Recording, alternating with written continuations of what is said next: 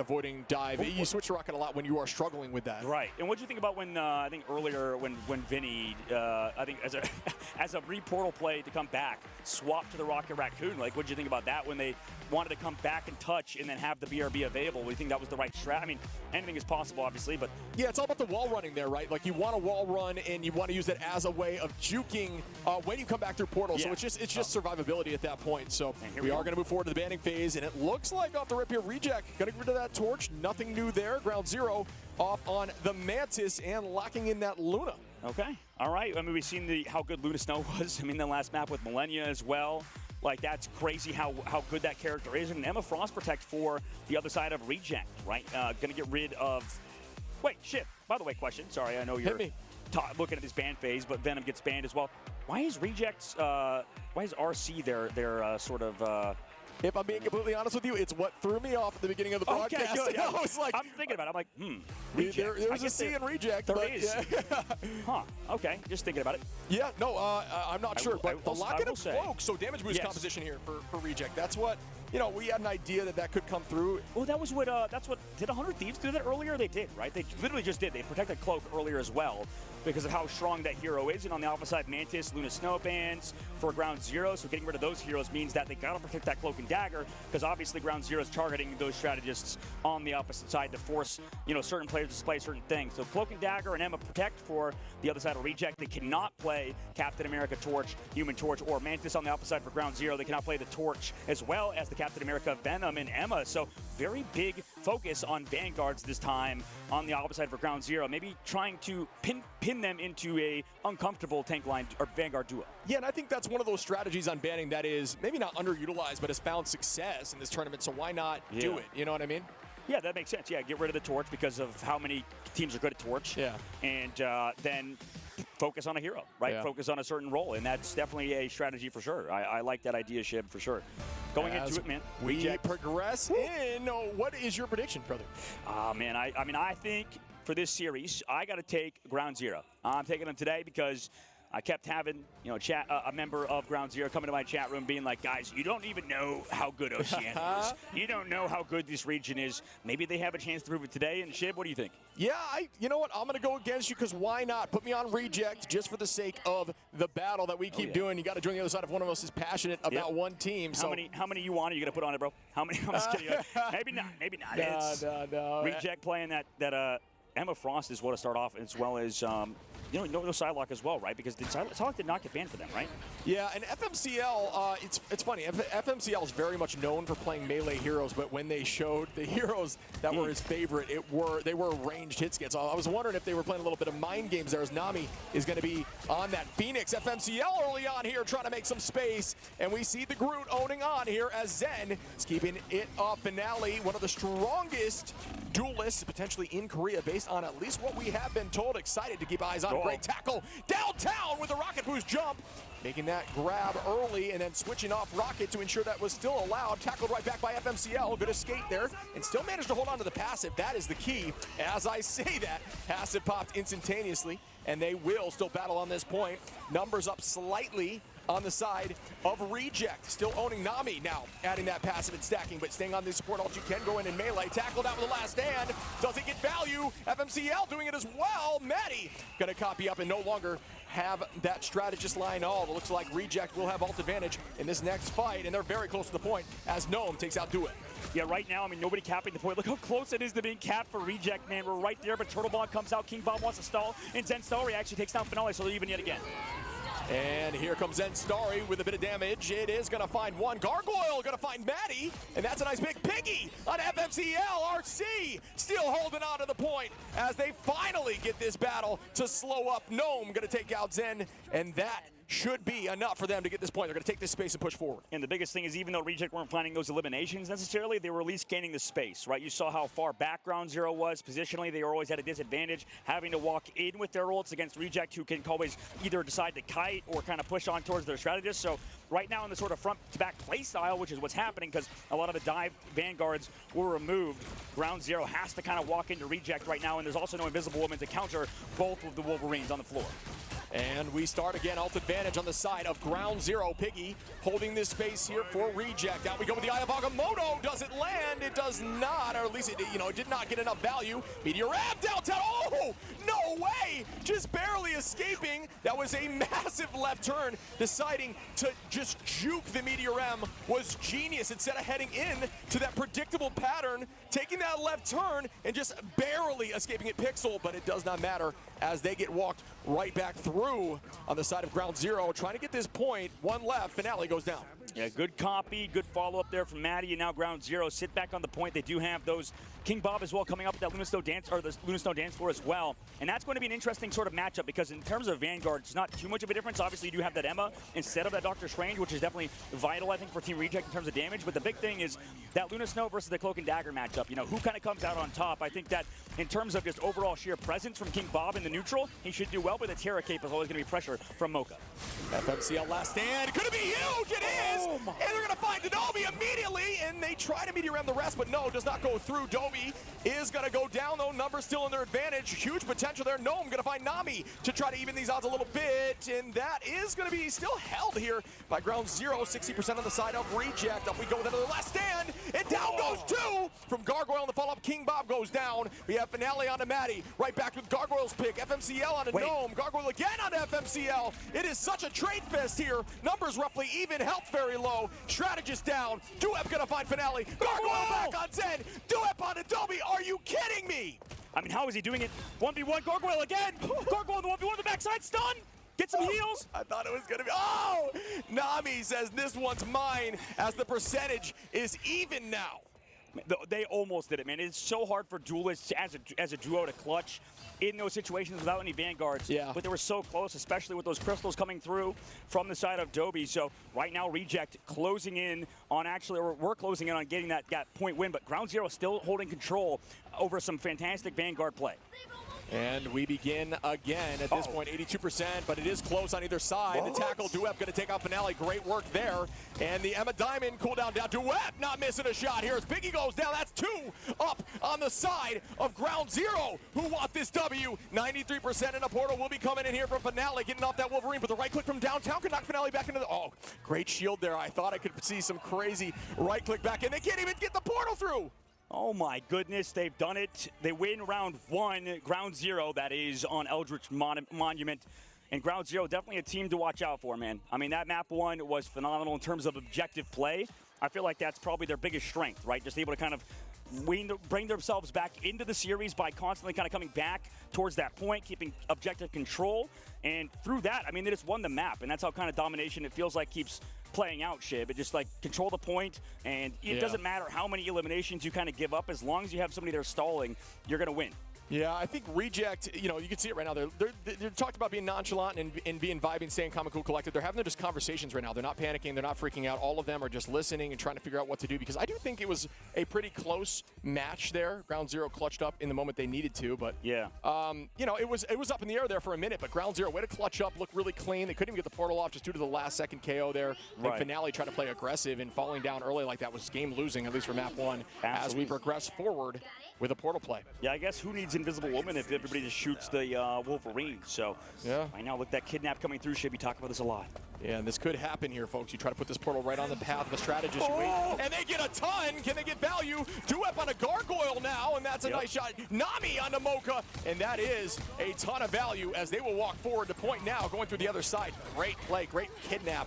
Off the rib, tackle goes out for FMCL. Wait, what? Why, Piggy? Nami on the Gnome now, does have the last stand, likely not gonna use it as Ground Zero gets the point. Why did Piggy ult there, man? He was down everybody. Yeah, I don't know. That was terrible. Can't do that. Just literally the worst thing you could possibly do there, considering how good that ultimate is. But regardless, these kidnaps with the Doctor Strange portals, bro, it just seems like so good on the lane environment because people don't even expect them more. We saw Gargoyle go down early. He's a veteran, and so is Piggy. In the hero shooter genre, both esport veterans making huge mistakes early on. Yeah, I think that goes to just the infinite value of Strange portals and what they can do. Strange, you talk about using that portal to try to get back to point. It's a waste of a cooldown. Now the enemy can use that with no issue, right? So Ground Zero finding value. Up we go with the last stand. Down goes the tackle. Does it get value? It does not. as we see ult pop from Nami, Dueb, and King Bob. Oh! And that one lands on a Mocha, and that is insane as it does get value from the ult cancel. And the pick, Eye of Agamotto with the bubble drape. Play out of the back line, and down goes 2 as Zen is looking clean. FMCL with another round of finale, and wow, Ground Zero are showing up. Reject are looking shell-shocked right now. Ground Zero, unexpected team to beat one of the top teams in the entire world, in specifically a Korean team too. So for Ground Zero, they're looking damn good at the current moment. We'll see if they can keep it up though. 60% on the board. This also is a best out of 5. So even if they were to win this one, they may not be out of the woodwork just yet. Yeah, it's never over until it's over as we do. Oh my goodness. God, I got 10. FMCL finding Finale, who was setting up for a play, is disgusting. That is so much value as we are already at 70%.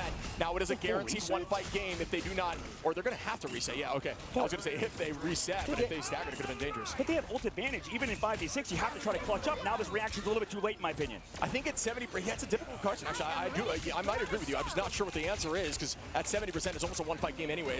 Does the 30 matter? But honestly, you're probably right. And there's a huge last hit as a land. No, FMCL does get one. Mocha goes down, make that 2. Excuse me. As Gnome goes down. Zen finds Dobie. Gargoyle on a King Bob. And oh my goodness, FMCL is different. He is just absolutely crazy. I mean, is there going to be a portal here from Gnome? Yes, for sure they'll have a chance. Wow. But this was dominance so far. We'll see what happens. Portal? No. And they get it done. Map 1, Ground Zero. Wow. I don't know what else to say. They look so dominant. Well, dude, so we know, at least in terms of the Australian region, Demon is correct. Right? Over in EMEA, he's been playing over there for some teams. FMCL was looking like that too. What is with these Wolverine players coming from Australia? I don't know. What is in the water down there? What's Logan? Is Logan built? And is Logan Australian? Is that what it is? Every game. That's my opinion. Get him out of there. He's terrifying. That's why. That's what happens. You ban him, he gets sent down under to Australia, and that's where that's where they'll come from. What a segue. Beautiful. And that's the caster in our boy. But wow, so well played. FMCL. I have to guarantee, or I just assume, got to be MVP. Looked so strong. The amount of finals, especially at the last 3 minutes of the game. 4 or 5 just in the last 10 seconds. A lot of chasing, a lot of smart play and patience on that ultimate. Absolutely, and I think Ground Zero, I think their fundamentals are looking really damn good. Yeah. You know, they look like they're doing the right thing at the right time. Sure. Not overextending in terms of ultimate use. Sometimes they do just make those plays, those early aggressive plays, and that's what maybe you were talking about earlier. In terms of maybe compositions, it's not that crazy to run this sort of like front to back with the Wolverine and with the Phoenix. But the biggest thing is their aggressiveness, their ability to find those picks in the on the flanks. Sure. Something about Reject right now is just not clicking. Like, they are getting picked off, and sure, you could blame Reject, but I think you have to give credit to Ground Zero, who are constantly on those flanks, able to make those opening moves. Yeah, it's so difficult in these early stages of the tournament to identify if it's a problem or if it's just an outplay, right? If somebody's just doing something really right. I do think that Reject as a whole on map 2 did just not play together at all. They made some huge mistakes early on in ult fumbling, and then from then on it was just a downward slope. And they just collapsed on them. Huge ultimates nearly every time from Ground Zero. Yeah. I mean, they played lights out. It's that simple. Oh, yeah. Absolutely lights out indeed. And for Ground Zero, going up a map, dude, like, I mean, everybody thought that they were a good team. Don't get me wrong. To win in Australia is no easy feat. Sure. In the Oceania region, rather, there's no easy feat. But, you know, that's crazy to win a map right now against the #1 seed from Korea. We'll see if they can keep it up, man. I mean, it's the best out of 5, but if they put themselves at least in this upper bracket of the next round, that's top 5th through 6th, right? So that would be huge, at least in terms of the bank for these guys. And he got a back to FMCL finale was on the other team on Wolverine, and he was getting dominated. Yeah, he was getting dominated. And he found he was trying to off-angle set up, and every time he off-angle set up, it was forced the team to reset. I think there was 2 separate picks, and 2 fights, and domination is enough percentage to lose you the game. Well, we were walking down out of our caster booth, and we saw the 100 Thieves guys. We saw Harvey and Millennia there sitting in the VIP area. Yeah. And I was like, what's with you guys, like, not doing well in scrims and then just dominating in games? Yeah. Like, actually, and they're like, and Harvey told me, he said, you know, sometimes we just don't try in scrims. That's literally, he said, it's always one person. Okay. Well, it's not that. It's like one person's not fully locked in. Yeah, that makes sense. Right? Something's going on. That's what he was trying to say. And I think, well, that's what he did say. And, you know, that's kind of like the thing right today on stage. It's sort of like some people get better when the limelight hits, right? When you're kind of finally in that moment on stage. Clutch, dude. Some people get better, and some people get way worse. And right now, Reject are looking like that team that is at the bottom of the barrel. Unless Ground Zero potentially get, potentially a few maps lost against them. They're getting buffed on the big stage, right? They're coming out. It's a new patch, and they've got the buff. I'm telling you guys, I've seen some dudes like when I competed, literally just run into walls. Yeah. Like sometimes some Panic. people, yep, they panic. Yeah. Professional players, by the way, Sure. going on stage and in like this sort of stage and just kind of just like running into walls because they're scared, right? Yeah. Because there's a lot of stress that comes with being a pro player, and that can't be understated. Some people don't react to it well, and that's why teams, try to figure out everything in a competitive environment in terms of like hiring even a sports psychologist, right? Yeah, that makes sense. I mean, there's so much more nuance to pro play than just like being out there and making it happen in the moment. There's the coaching, the banning, the hero selection, the hero pool in each person, their synergies as a team, their comms. Like I could sit here and list here for hours and hours, but the puzzle pieces all have to come together to make a team that can beat a team, but on a stage and an environment that you are not used to. So it's like everything comes down to the wire, and that's why when you clutch up and you have that gene or that ability to just perform in that moment, it's everything. Well, they do so much prep work. As speaking about prep work, I mean, Ground Zero did their homework here. I mean, not a single player except, two players, sorry, Gargoyle, Gnome, obviously over 10K damage, but they were really snuffed out, right? This whole team, Ground Zero, constantly finding the flankers in terms of Finale. I mean, he just did nothing there. He was just absolutely shut down by Ground Zero. FMCL 2 with 11 finals. You look over at Finale with 1. I mean, with the Wolverine double pick, it's tough to see. I do think it was a masterclass on Wolf there. And you called it team play. I mean, you saw Dwep bubble that Star-Lord, or that Strange Ult, too. Yeah, you need to, And then we saw Dwep as well hit an insane meteor across the map. Like, this team has it, man. They are actually very, very good. FMCL is going to be your MVP. And it seems like this team is legit, like everybody's saying. Like Liger's been talking about behind. Yeah, it was amazing. Yeah, I think you're right. Right now is the time to make fans. We've said that in the past. You want fans right now. Show up to the stage like that, and you will get fans. And especially when you're in a region that's smaller in terms of at least the size of this tournament.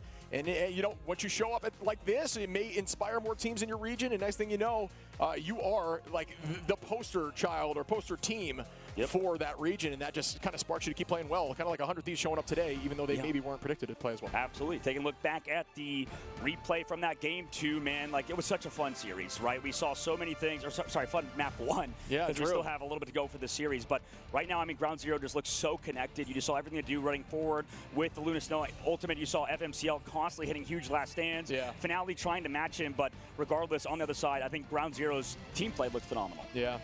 Yeah, look at that hype right there. That's what I love to see. I want to see more of that. You can just see the raw energy. There's that bubble we were referencing. So smart with the Strange. You want to make sure when you're using Eye that you get some sort of protection. And, the combination we talk about sometimes of Phoenix before you Strange Ult's actually pretty strong as well. But Strange just has not been as much in the meta, so you see it far more with the Meteor M.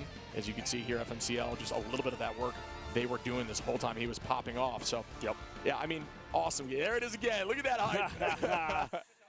Dude, the Australians as well, they got so much energy. They got so much passion from the Oceania region. Yeah. I mean, that's what, like, I'm curious in your take on it. Sometimes teams have, like, pre-game rituals where they get excited, they'll get hyped. And do you have anything like that as a team, or is it more so everybody lock in, let's get in here and get going? Yeah, we kind of, well, the thing is, I would guess we were on a mixed team, but, yeah, generally, I guess every team is different, right? Sure. So we even heard with Envy, right, being a really confident team, just being super, like, okay, we know we're going to win.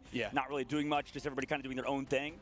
And then you have somebody like this team, and then like Citadel, where they're just kind of doing that thing that who brought it up earlier? Was it Moxie or was it you to talk about the clap and all that stuff with Sala? And I think that was Moxie, yeah. Yeah, she was bringing up how the fact that I think they clap or whatever before their matches, and they do like a sync thing.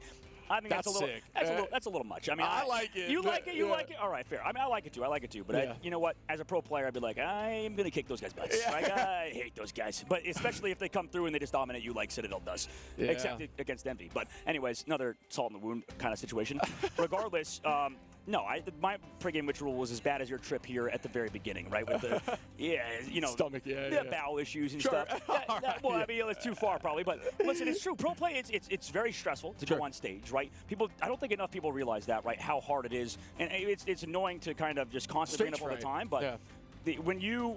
Like, people underestimate, I think, how much pro gamers do. Sure. It's sort of like how in chess, don't they like burn like 4,000 or 5,000 calories a session? Yeah, because it just, your mind is working, you're like, your sweat, like everything, your whole body's tense the entire time, and that does burn some calories. So, hey, we might be burning some calories right now. We might be, dude. That's why my knees are breaking on me, just like my mother. She had knee surgery recently. Maybe I'm going to need it after this. But regardless, I think, like, that cannot be understated how hard it is to be a professional player. Yeah. Because they practice 6 to 8 hours a day on top of doing content shoots right behind the scenes. All those amazing videos you saw on Twitter took countless hours from not only our team over here at NetEase, but also the pro players' willingness to come out and just participate in those events. Because, I mean, look, those videos were sick, right? Yeah, they were so sick. But that took a lot. Production quality is crazy. It was amazing, but it also took a lot of, energy to do those sort of things for the pro players that are practicing a lot. Situations will pop up where, depending on how you sit and stuff like that, you could have, potential pinched nerves and stuff like that. There's a lot of health complications that does come with playing professional video games, so you need to kind of counteract those with healthy maneuvering and stuff. Sure. But to kind of answer the original question with pregame rituals, it was spent half the time in the bathroom. So, yes. The nervous poops, if you will. Yes. As we move forward. But you talked about those, just the amount of stuff that these teams have to deal with prior, and you also got to add the fact that these teams are constantly thinking about their match, right? So it adds this constant pressure and stress of something coming up that's not quite here yet, and that is also something that affects you when you get on the stage. It adds that stage fright. It adds to the way they play, and you either show up or you don't. And I'll tell you what, Ground Zero, at least in Map 1, showed up, and Reject in Map 1 did not. And I'm looking forward to us moving forward. I think we will see, I'm not quite sure yet. Could be all the Jolly. That's a common pick here for these teams. We will see. It could be. I mean, Reject has to rebound for sure. Like, this team at the moment is looking shell-shocked, like we said earlier. They just, at moments we're fast resetting and stuff when other teams would not, right? Like, it's just, it's tough to lose somebody early, don't get me wrong. And there was more situations than just that, but they were just, not on the same page. And we'll see in this upcoming map. This game is not necessarily all about mechanical skill, right? Marvel Rivals as a game, it's fun to play, and it's awesome the amount of diversity we have in terms of the cast. But in terms of actual gameplay, in terms of the professional scene, it's not about being the star of the show. I'm sure FMCL seems like it. He is that guy, but there's so much more that goes into it in the macro. And right now, Reject, there's something wrong in terms of their teamwork and stuff. It just feels, mistakes. Yeah, it feels off. Wasted ults, especially being up in ult advantage.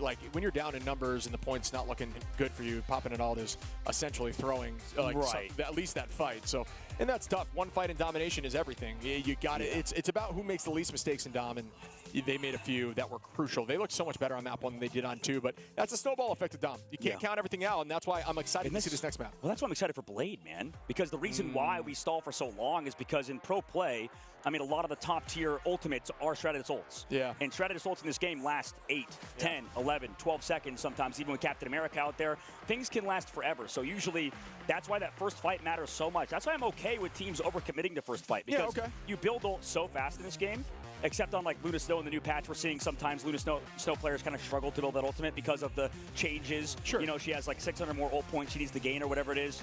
So there's a lot of, I guess, the stall potential in this game for sure. Absolutely. As we do look now towards the banned Reject, got to get rid of that torch and that cap. And Mantis, Luna, if it ain't broke, don't fix it on the side of Ground Zero, who have done their research, it looks like, getting rid of that damage. And we did see the cloak lock in last time. Are you assuming we see that again? And I think that Terra Cloak is far slept on. Yeah, I would definitely do. I think we are also going to see a difference of opinion for Reject, getting rid of the Loki this time. We know how strong Reject is, and Cloak and Dagger for Reject's side going to go for that, or Reject going to go for that Protect on their side as well. Captain America was the same thing they did last time as well, so I guess they're at least changing up their last 2 bans on the opposite side for Ground Zero, sticking with the Mantis, sticking with Luna Snow alongside the Torch and the Cap. And I think a lot of these Asia teams, or these teams from the Asian region, have very, very good Captain America players, so it makes sense to get rid of it. But obviously a difference of opinion now for Reject, getting rid of only 2 Vanguards this time instead of the 3 they removed the first map. Okay, so a little bit of a shift up, and that could result in, I don't know, maybe a little bit of a change. But I think the main thing we're looking at here is just the structure of we are no longer on Dom, and that is what matters. We're going to be going to Convergence.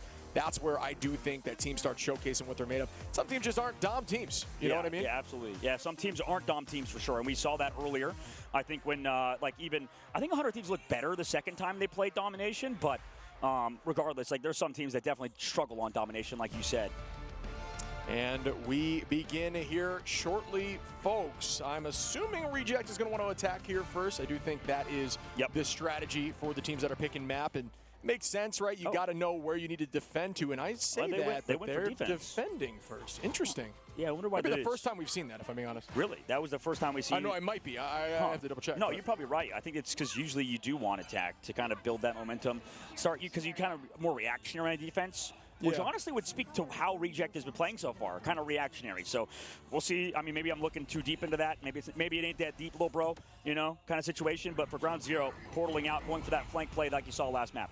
Yeah, maybe that is it's a shift up in mental strat. I don't know. You know what I mean? Like something they're not used to, and that kind of stuff can affect. As we see Piggy now trying to put some damage out on the high side. We got that Venom coming in from Zen. Nami going to be on the Phoenix. We've got that damage boost from Cloak as Maddie, King Bob on the Luna, Duep going to be on the Strange, and FMCL on the Panther. First time we've seen that in a long time since Ignite Stage 1 as we were qualifying. And we begin the battle. Dobie gonna pop those crystals early on the side of Reject. And the Panther, nice movement there, using those dash resets to take height and not always forcing to try to do as much damage as possible. Piggy gonna find one, and that puts Reject up in numbers, maybe slowing down the pace a little bit as the team tries to reset a little bit. And Nami gonna even those odds onto Gnome, and they will try to get onto this point with Zen. Yeah, and right now these Phoenix players have been the star of the show. It feels like this whole tournament, constantly finding these picks, but FMCL on Black Panther. Wow.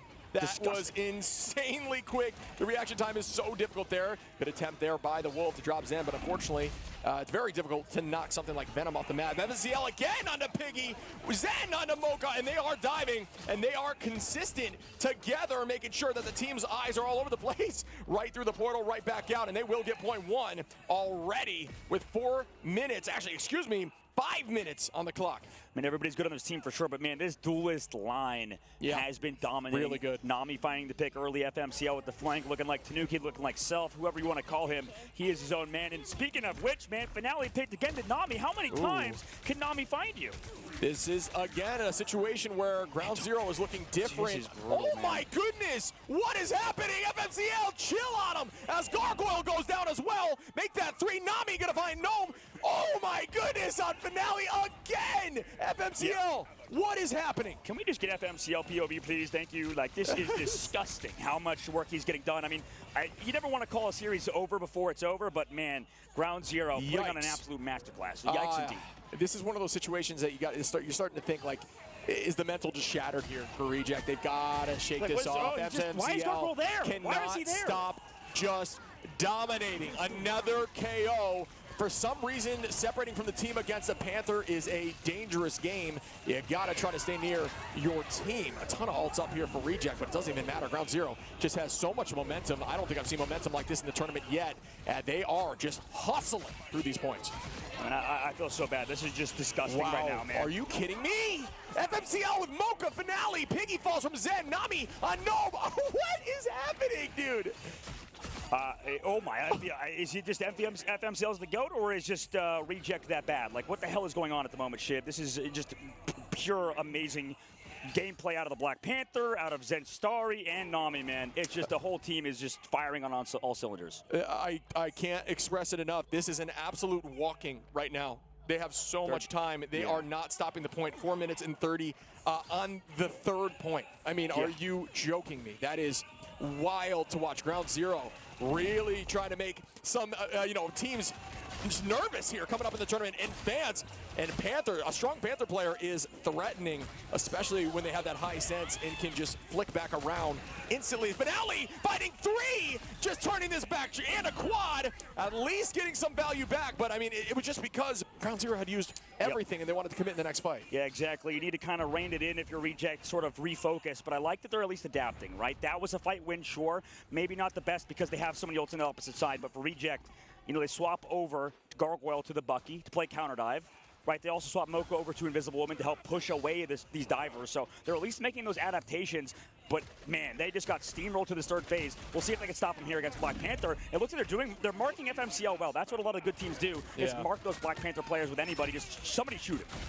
And Zen does have that Feast of the Abyss ready, just biding their time. Oh my goodness, what? Duep Zen, King Bob Zen again, what is happening? As Finale falls Oh my, Zen just going crazy on the Venom, and they still have their own. They have FMCL with that Bass, and they've got Maddie ready with the Eternal Bond, and there will be some ults here from Mocha. We will have Gargoyle, Dobby, Piggy, and Gnome on Reject. They need to win this fight. If they don't win this fight, their mental, oh, there we go. Gargoyle going to find FMCL, and there's going to be the anti-dive. They have done this in past. Gargoyle very strong on the Bucky. It helped them push through these tournaments, so this could be the change they needed to slow this up, but maybe too little too late. Yeah, Finale, they'll find Nami. Both of the duelists removed on the side of Ground Zero at the very least. And Ground Zero, do they want to commit to this fight now, right? They've lost another one of their members. Maddie's going to go down. Everybody's going to get reset. And I think finally, Reject are finding a semblance of stability at the current moment, because at the moment, Ground Zero is going for those hard dives. And that's why I think Black Panther comp ship always feel like the hardest to play against. Yeah. You get like the most snowballed, right? For sure. The moment you kind of figure them out, you can hard stop them if you make the right plays. You know, I absolutely agree with that. I mean, if they hold this, you know, it's still got a lot of time on the clock with 2 minutes 30 almost, but if they hold this, this could be the momentum shift. I find you've seen it in ladder. Like, you've gone down and just get absolutely wrecked, and then you come right back, push through all, and then you win an OT. Like, that is definitely on the table still, and that hole was much better. They looked so much cleaner, and they barely used any resources in terms of ultimate, so definitely on the table. Oh my goodness, FMCL is disgusting. This is actually T'Challa. He is built different again. Ready to utilize this ultimate. Crystals are gone. The cooldown's wasted. Another strategist all goes out. Here it goes. It is damage boost, but it did not do much. It's going to reset here and buy time. Point is very close now, 117. They are going to start seeing the dance. Out goes the Kraken. Gargoyle finds one. Gnome going to find Nami. Is that going to be enough to drive them away? It should, as Gnome and Finale clean up the rest. There we go. Give the backline some help in Gargoyle, and he'll get the job done. 1 minute and 30 seconds left to go. And see, that's the hard part. When you get tilted at your teammates or whoever else in ranked mode for losing to a Black Panther team such as that, you know, it's a part of the game. Like, that's what Black Panther comps do. They just dominate you. And sometimes you need to make those hard swaps to change it up. So if you're getting snowballed like that, you have to make those adaptations. And it's okay to get rolled like you did in the first 2 rounds if you get hold on third phase like Ground Zero or getting held against Reject. Yeah, I mean, there's really only 1 minute on the clock. So you got to think about that, folks. That's a pretty strong hold here. They're really showing up. This is going to be a huge fight for them as they are down in ult. So they can get a pick now with that. They do. Duep goes down, and that is a nice pick because Cynex Seduction was ready there for Duep. So great play there again by Reject showing up. FMCL, though, onto Gnome. Down 2 Vanguards on either side. The respawn's heavily, obviously, on the side of Reject, with it being significantly closer. Might see a strange portal coming in from Duep. We do. FMCL try to find some value with the dance. The Cutterfly did not. Nami goes down. Or, excuse me, Nami finds Mocha. Mocha goes down. Zen's going to find Dobby. Gargoyle goes down. This is enough. It might be. It's Nami. He's going to find Finale. Maddie onto Piggy now. And the Venom is holding on, but not for long, as Gnome is going to try to escape and retake. FMCL going to try to take that space, as well as Duep. Ultimates are going to be up on the side of Reject. They've got to get there and use them. Kraken it back goes out onto the clones. Can they get the reset off clone? Dobby goes, oh my goodness. Dobby gets KO'd. Finale gets KO'd. This could be enough.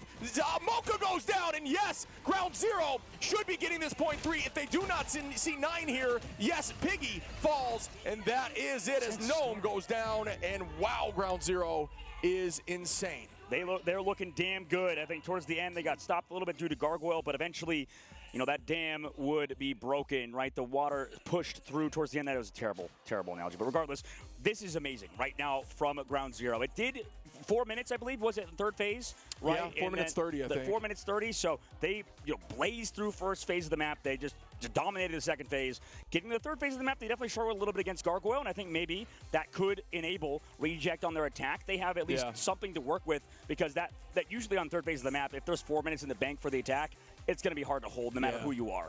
Touche. I agree with that. I think they were looking much better, right? They made some switches, and eventually you're going to lose a fight. It's part of the nature of the game, or especially if you're well, you can make mistakes and that not happen. But if you're playing the game correctly and you're holding on to cooldowns and ultimates for an essential fight as a team, you can definitely win, or the odds are heavily in your favor.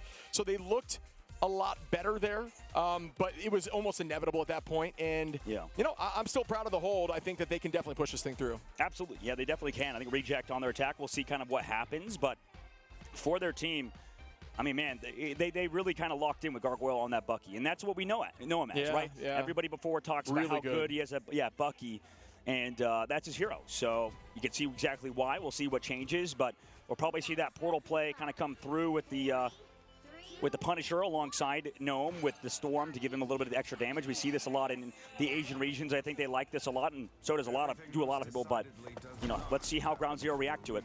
Portal goes out, and yeah, you know what? Now I mentioned this being more of a niche thing recently, and we're seeing it a lot more here today, but it has kind of fell off the wagon a bit. Gnome pushing forward now with the shield. Piggy gonna start gaining that charge. Remember, if you're Emma v Emma, you do want to hold off a bit on utilizing that shield. You want to pull it back because you can just gain charge off that shield if they leave it out too long. So you want to push it out, pull it back, and let it regain HP just to kind of play that dance with who can get their laser strong first. Gargoyle on the Duep though, and they are doing a full stacked brawl comp with this composition off teleport, and I do like the Storm damage boost as they are walking through. Reject looking really good. Gnome gonna find 2. Finale onto Nami. Well played here as the Portal's gonna need to come back, and will it touch in time? It should, as Duep has been up enough. So it's all about can they make, ooh, that's brutal. When you accidentally knock out the spot under you. It might have been FMCL actually too, as Gargoyle playing low to make sure that that aura around Storm there is giving that damage boost. Remember, it's, I believe 12 and 8, depending on if she's in that enhanced state, but 25 to herself in the enhanced state is a ton of damage. Absolutely, and right now, I mean, this front to back is just working right now. Usually we see this Storm Punisher competition, the total bond kind of happens, comes out on the foreground, but usually we see this competition come out against Triple Vanguard. It doesn't even seem like it matters. You can play it against anybody because Dobie ends up with 3 in that fight. Yeah. All right, nice positioning there, Dobie. This is like we talked about previously. It's a very good Loki map. So allowing Loki through here obviously was banned against Ground Zero, unable to use Loki. Not sure if it was even in their decision-making, but Dobie really showcasing the power, still holding on to ultimates. Gargoyle as well, Gnome. Finale, I'm telling you, this team is now finding their footing. At the end there, they got it figured out. Can they push through all 3? I would love to see this OT. I like it, but they're definitely doing something along the lines of, relying heavily on a composition that I'm not going to say is outdated, but it's definitely unique, right? I want to see what even happens if they win this map, but right now, at the moment, I actually don't mind the Punisher comp with the Storm for sure. A lot of damage, like you said, and they have a lot of ult built up in the bank. It kind of reminds me of what we were seeing during Ignite. You know what I mean? In the beginning, but prior to this mid-season finale. Oh, Piggy got to find Zen Starry. Nami on a Gargoyle, though, with a nice trade. Well done. Very good counter into Storm. For those who don't know, you can actually burn Storm's power is in the fact that over health there that you get when you use the Hurricane.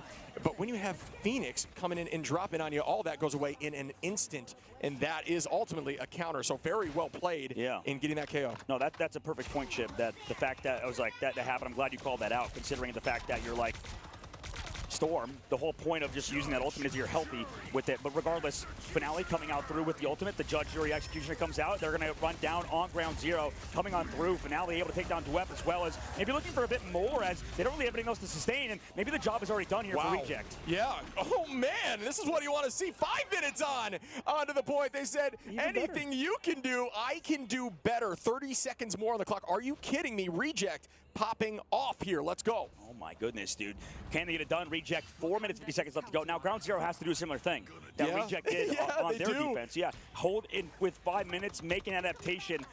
We'll see if they do it, man. I mean, Ground Zero, they go over MCL to that Wolverine, so that worked earlier. And right now, Nami again, there we go. That's that adaptation. It's just, I guess Nami will get a pick. Wow. Yeah, it's pretty consistent here. Ground Zero, that's a good drawback. Change the momentum up a little bit here, right? You want to find that pick. Now you drive them in. They are playing slow and stacked as a unit, so good fallback there. And retaking, cutting slightly away, waiting for that spawn to come back. Mocha is going to have ultimate, but still Ground Zero with a bit of an advantage. Nami, Maddie ready soon to have FMCL too, but you will have Dobie, Piggy, and Mocha and Gargoyle on Reject again in this next fight. So odds are in their favor if they use them properly, and here nice pick. That was huge as immediately the bot comes right through, but it is not quick enough as Duet finds Gargoyle back now. Numbers are evened out. Tackle goes up, last stand. Great fade there by Cloak. And Piggy tries to get some chance with the Psionic. Down we go again with the damage boost on Mocha. And that's that combination that is very threatening at this level. Absolutely. I mean, just removing down a huge support player, a huge strategist player. Here comes the dance, or the Storm from Gargoyle. Just smokes everybody with Piggy. Wow. Removing the team right now from Ground Zero, who right now look sort of lost. I mean, 3 minutes, 30 seconds left to go. They held for at least a little bit.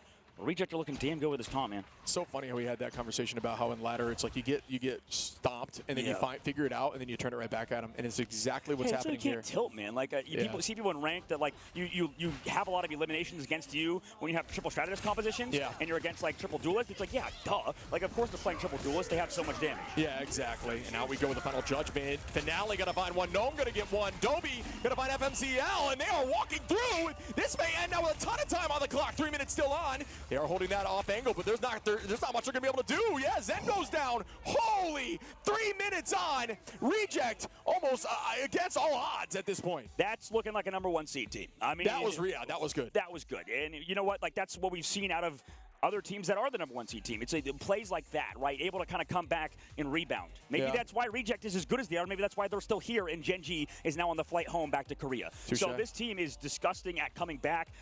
Yeah, shit. It's just a good job for Reject, obviously. They have 3 minutes on their attack now. Going to go back and forth with Ground Zero, who looked really good on the first map, and then on their attack as well, man. So maybe both teams are very attack-centered. Yeah, I mean, Dive is great on attack. Obviously, it is good coordinated on defense, too, but you need to reset and set up a lot with Dive, and when you need to hold a point, that doesn't lend itself as successful if your whole team is committing to it. So it's tricky, but, and there's a conversation we can have back and forth depending on how the team comp is looking. But, I mean, wow, they not only figured it out on the defense and held for almost 4 full minutes. Actually, they did hold for 4.5 full minutes. Right. They then switched comp up and didn't even utilize that as like a crutch. They found a new composition and used it on attack. It's like a Brawly Storm comp that we've only seen a few times with teams like Envy. And it's working. Yeah, no, that's a great call out. That's exactly what I was thinking. Dude, our minds are so in sync. That's it, man. Are we a symbiote? Like, you're like a symbiote that Which one of us is a symbiote? Yeah, exactly. Who's the symbiote? You never know. Oh, my God. Existential crisis in the middle of stream as we do move forward. Oh, looking for the portal cancel. Are they going to do it? Maybe just scout. I don't know. Oh, they're doing it. You're right. Oh, yeah. You talk about this all the time, right? I love the strange portal plays, especially on defense. If you're going to commit to the portal anyway, just break a lot of cooldowns. Look to your right. Oh, you almost found another. Just didn't see it. So didn't they nerf the amount of ult charge you get on Punisher in the turret? Yes, that was recently changed. It was insane in the last patch, but they immediately caught it pretty quick. I love to see that change. Punisher, I mean, a very strong hero. At this level of play, the only downside is the hitbox size, right? Especially when you're going against another hit scan in the game alongside Phoenix, and Phoenix does take advantage of that hitbox very well, especially if you can stack a lot of that passive. So that is why we've been seeing less Punisher, although that ultimate can be very strong. It is countered heavily by Mag. It's all about coordination. So it's a tricky conversation, but 14 seconds left. When it feels like it's very interesting because I feel like Phoenix has taken the sort of Punisher's job. Yeah. Like, it's interesting that, Reject is running that old sort of composition like you said. Yeah. Instead of Phoenix. And here we go as the ultimates will be popped. Ground Zero on attack. Maddie is going to have that Eternal Bond, can get that relatively quickly. There is no mag or anything to counter that out. But Gnome going to find Zen early on the defense. Reject is not allowing much. They did give a tick and a half as Finale finds FMCL, and it's match right back now. Finale looking for more. Make that 2. Piggy Piggy finds Duep. Finale on a King Bomb, and that could end this right now. It does. That is a great hold. Can they push through with 4 minutes on? That's a lot of time in the bank indeed. 55% on the board now, and 3 minutes and 55 seconds is, like you said, like so much time to work with for Reject, and that's so good for them, right? Reject, considering all things, I'm very surprised, I think, that the fact that they were able to stay mentally strong. Yeah. That cannot be understated, how hard it is to rebound. But that's you know what? That's the sign of a good team. You talked about, I think you mentioned it earlier, Shib. Didn't you mention how these guys are like a very friendship-oriented team? Yeah. Yeah, I mean, we talked about that being a buff, right? Like, that is something that's very... Well, it's a buff that you don't notice until something bad happens. Yeah. Right? As soon as as they say, as soon as some sort of feces hits the fan. Way to make it a little bit. Hits the fan. That's even worse. It's like, when you try to use a PG term to replace something, it always sounds so much worse. That's funny. It's like you're just like trying to make it sound. But I'm with you. Yeah. I do think they rebound. They said the calm, cool, and collected piece, right? And I think that is crazy how much that came into influence because they were getting absolutely walked. Yeah. Some teams crumble in that moment. They start blaming each other. Yep. Once you start blaming each other, much like in ranked, the players just do not play well. It's all about staying positive and adjusting as a team to find a solution. They adjusted as a team. They found a solution. They switched it up on attack and absolutely turned it around even faster than when it came to Ground Zero. That's an awesome story to see. And they're going to do this right back at them. Oh, yeah. Same comp, too. Yeah, they got Nami back onto Punisher. So difference of opinion originally. now switching over to that comp that you talked about earlier. Sure. Yeah, I mean, and sometimes when you put a team into that position where they feel like they need to match you, that's where they're on their heels and not a good look. And wow, they were not expecting it as much, forcing a ton of cooldowns out, but they walked right through quickly. That was a smart play. Yeah. Not allowing them to try to go on that off left angle. So in the old patch, right, because of the fact you built Punisher ult so fast, maybe in this one it doesn't, like, it's fine to give the support or the strategist on the other side ultimate charge. Like, they feel decent with that situation, right? Because Punisher ult builds up way slower now. And they did a delayed portal, and I like that a lot as they are taking them up on the high side here. Crystal gets popped there from the side of Piggy. Gnome, excuse me, walking forward. 30% to ult from the side of Duep. It's all about who can get this quickly. And right now, Mocha is in the lead. Maddie slightly behind. Gnome almost there as well. Remember, they do have 3 minutes, though. There is no rush. Oh, but it doesn't matter when Finale. Piggy again. That could be it here for Reject, who are going to try to tie this series up. Well done. They do it. Tying it up 1-1, man. Ground Zero shocked us in map number 1. Reject bringing us back down to earth. Yes. Back down to Ground Zero, as some might say. Now, hopefully for them, Ground Zero can figure something out in map number 3. You know what? It depends on what it is going to be, but the dive comp was so clean with them. It's almost like you go back to that Venom Panther, even on a defense, even if it's the two of you running it, and seeing what you can do, because it was so hard for them to handle. I mean, the Bucky switch will be huge. So do you think it was like Reject in the ban phase kind of brought it back, right? Because the first time they banned out, didn't they only ban out Vanguard versus Ground Zero? They did. It was 3 Vanguards in Torch. Sure. This time they didn't just do Vanguard bans, and it worked out. Yeah. So maybe that was a better choice. Yeah, they're learning. We talk about the best teams in this tournament are going to need to figure things out on the fly because every team is at its peak. Every team plays something to the best. I'm telling you, you're the symbiote, by the way. I'm the symbiote? You're the symbiote. Look at the. I do look like the symbiote. You look like the symbiote right now. But that's like, you know what? Actually, yeah, absolutely, would be looking like the symbiote. Yeah, it's like heaven and hell right now. Am I the bad guy or are you the good guy? It's like I can be disguised potentially as the angel. I got to do that Spider-Man dance in game. You know what I mean? That's what I look like right now. A little bit. Oh yeah, the one where you do it. No, you have to do it. You have to do it. You can't talk about it. It would be the worst. If you do it, I'll do the Venom twerk. How about that? How about that? I do like that idea. Okay, I might take you up on that. Okay, I'm not gonna lie. We'll see. Maybe we could do like a channel point rewards in the chat. But anyway, I like what you're saying. Smart. No, what I was saying is like. Yeah, no, we mentioned it briefly before about the comp core collected. The team, when you panned over to them, even through that moment where they were getting just rolled through, their team comms on camera, they were just so locked in, not scared. You saw the comms were like this. A lot of times when a team is faltering, you're going to see them like, visibly angry. You're going to see furrowed brows. You can tell the comms are intense. It just looked so relaxed and focused, and that's what you need to do. And you know what? Exactly like you see in Ladder, getting walked right through. You know what? I called this. They do it right back, and then they win an OT, and that is exactly what happened. Oh, yeah. No, that was exactly what happened indeed. And honestly, man, that's the sign of a good team. Yeah. That's the sign of a good environment for sure. And sure. You make a great point. Yeah, it's like, I wonder who they're, like, if their coach is even talking to them behind the scenes, like a little bit, just making sure. I mean, the guys over there sitting in a full-on suit. So, I mean, they look, despite as professional as they are, I imagine it's definitely difficult to deal with those situations, right? Just to get rolled like that for so long, especially map number 1 going into this one and then not having an answer to Black Panther and then quickly figuring it out, right? And like you said, it's the cool minds that sort of brought the team back. And I think that was a great point, like you said. Yeah, I'm curious now. Do you think we see a change in bans, and if so, what? I mean, I'm not sure. Like, you don't really need to get rid of the Storm. I don't think. I guess it doesn't. It didn't seem like the ban phase was that bad for Ground Zero. But it didn't. But regardless, I think you still I don't know how good a reject of the Human Torch. Like, you want to experiment. Like, I'm thinking from their perspective, right? Because theoretically, Ground Zero has not had. I mean, they probably scrimmed reject, but I imagine a lot of the teams that were already qualified, and especially knowing who they could potentially play against, maybe didn't want to. Well, actually, no. Both teams were already in the official thing. Sorry, I forgot. Gen G was the one that knocked out. Reject was the one that was the first seed. Sure. So because both teams were already in these playoffs, neither have actual scrim experience against each other. Yeah. They know for weeks and weeks that they're going to play against each other, and they just, coming into it, we have to figure out what to ban, what to change, right? And I guess that makes sense. I always just assume, and this is a good point to bring up for those who maybe don't know, scrims a lot of the time, folks, just to cut this, to make sure you understand what's going on, and sorry for cutting you off, is essentially where you practice against a team and you go full force team composition, you lock in like it's a rank, like a real serious rank, like a real serious tournament match, and you make sure you do it at full force. But a lot of these teams, in what you're saying here, they don't elect to choose their scrim partner as somebody they're actually going against because it gives up too much information. No, yeah, and we're you know what, Shib, as I hate to say it, I wish the energy drinks in China had a little bit more kick to him. Like, I need to feel like I'm having a heart attack. You know, that's the difference between China and America, is that I have an energy drink and I feel like I'm dying, but it's like a good dying, you know? Like,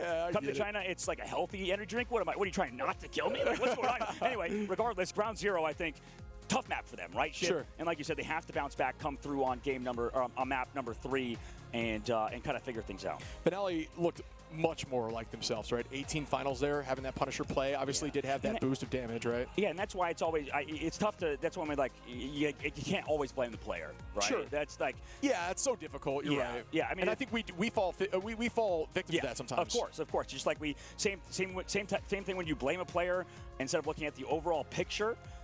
It's the same thing when you see like a player popping off, for example. Like we see Bucky Ultimates pop off, Dobby getting a nice MVP as well, well deserved on the Loki. But yeah, I mean it's the same. It's yin and yang, right? There's two sides of the coin, right?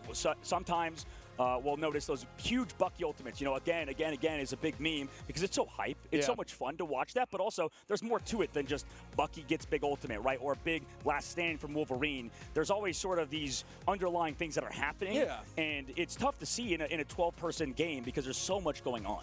Yeah, and that's the power of VOD reviews. It's another one of those terms that, maybe you haven't heard a lot of players at the top level will do it on themselves. It's essentially you go back to the match, folks, and you really look at the full picture in the story. If something wasn't feeling right, maybe something behind the scenes or it was happening that enabled or disabled you to play the way you want to play. So that is what VOD reviews do. You look at the whole picture, you understand really what's going on, and stat lines don't necessarily give you that picture. So it's tough to, and everyone in the chat falls victim to the fact that when you see a stat line not look good, you just say, oh, it was that player's fault. But let's say, for example, in Finale's case, we did see him get picked a few times. Let's say we didn't, where he was playing lights out, but his stat lines didn't look great. It turns out that, the strategists were getting dove, and they really just needed a switch. They needed somebody to focus on. They needed a Loki switch on the strategist, or they needed the duelist to keep eyes on, or have a bubble ready from Mag. That kind of stuff you didn't see in the moment made it feel like you weren't getting looked at, but at the end of the day, it was your problem that you did not solve. So. And this kind of comes back to a conversation we had earlier to sort of loop it around when you talked about different regions having their strengths, right? Yeah. That in different play style sort of things. And this kind of comes down to the two. Like Reject obviously looked like a pretty good Punisher Storm team. Like that was a good map on Storm. The other team that we've seen play Storm to that level, to a high level like that recently, is another team like Envy. Yeah. Right? And it seems like we keep bringing up Envy a lot, but that's because just the Storm reference. It works, exactly. And I'm sure there's a lot of really good players on Storm as well, as we'll see as the tournament progresses from China or from wherever else. But I mean, it's sometimes okay to go back to that comfort pick, considering other teams aren't running it. Maybe, especially in this game with so many heroes, it's not always that a hero is bad. It's just that some people can't play that hero as good as you can, maybe. So it's okay to kind of go against the grain and figure out a different composition. Yeah, I'm with you. I mean, we did see some consistent picks there. We had like the Emma play. We saw some big Emma plays, but there wasn't anything major. I think Emma's role with Ultimate now is more of a setup than anything. Obviously, when you damage boost, it's kind of a different story. Yeah. It does all right into things like Invis Ultimate, but it's mainly setting up where you can dunk a mag. Phoenix now has more value when the supports are walking, or as an act of canceling and silencing strategists prior to ult.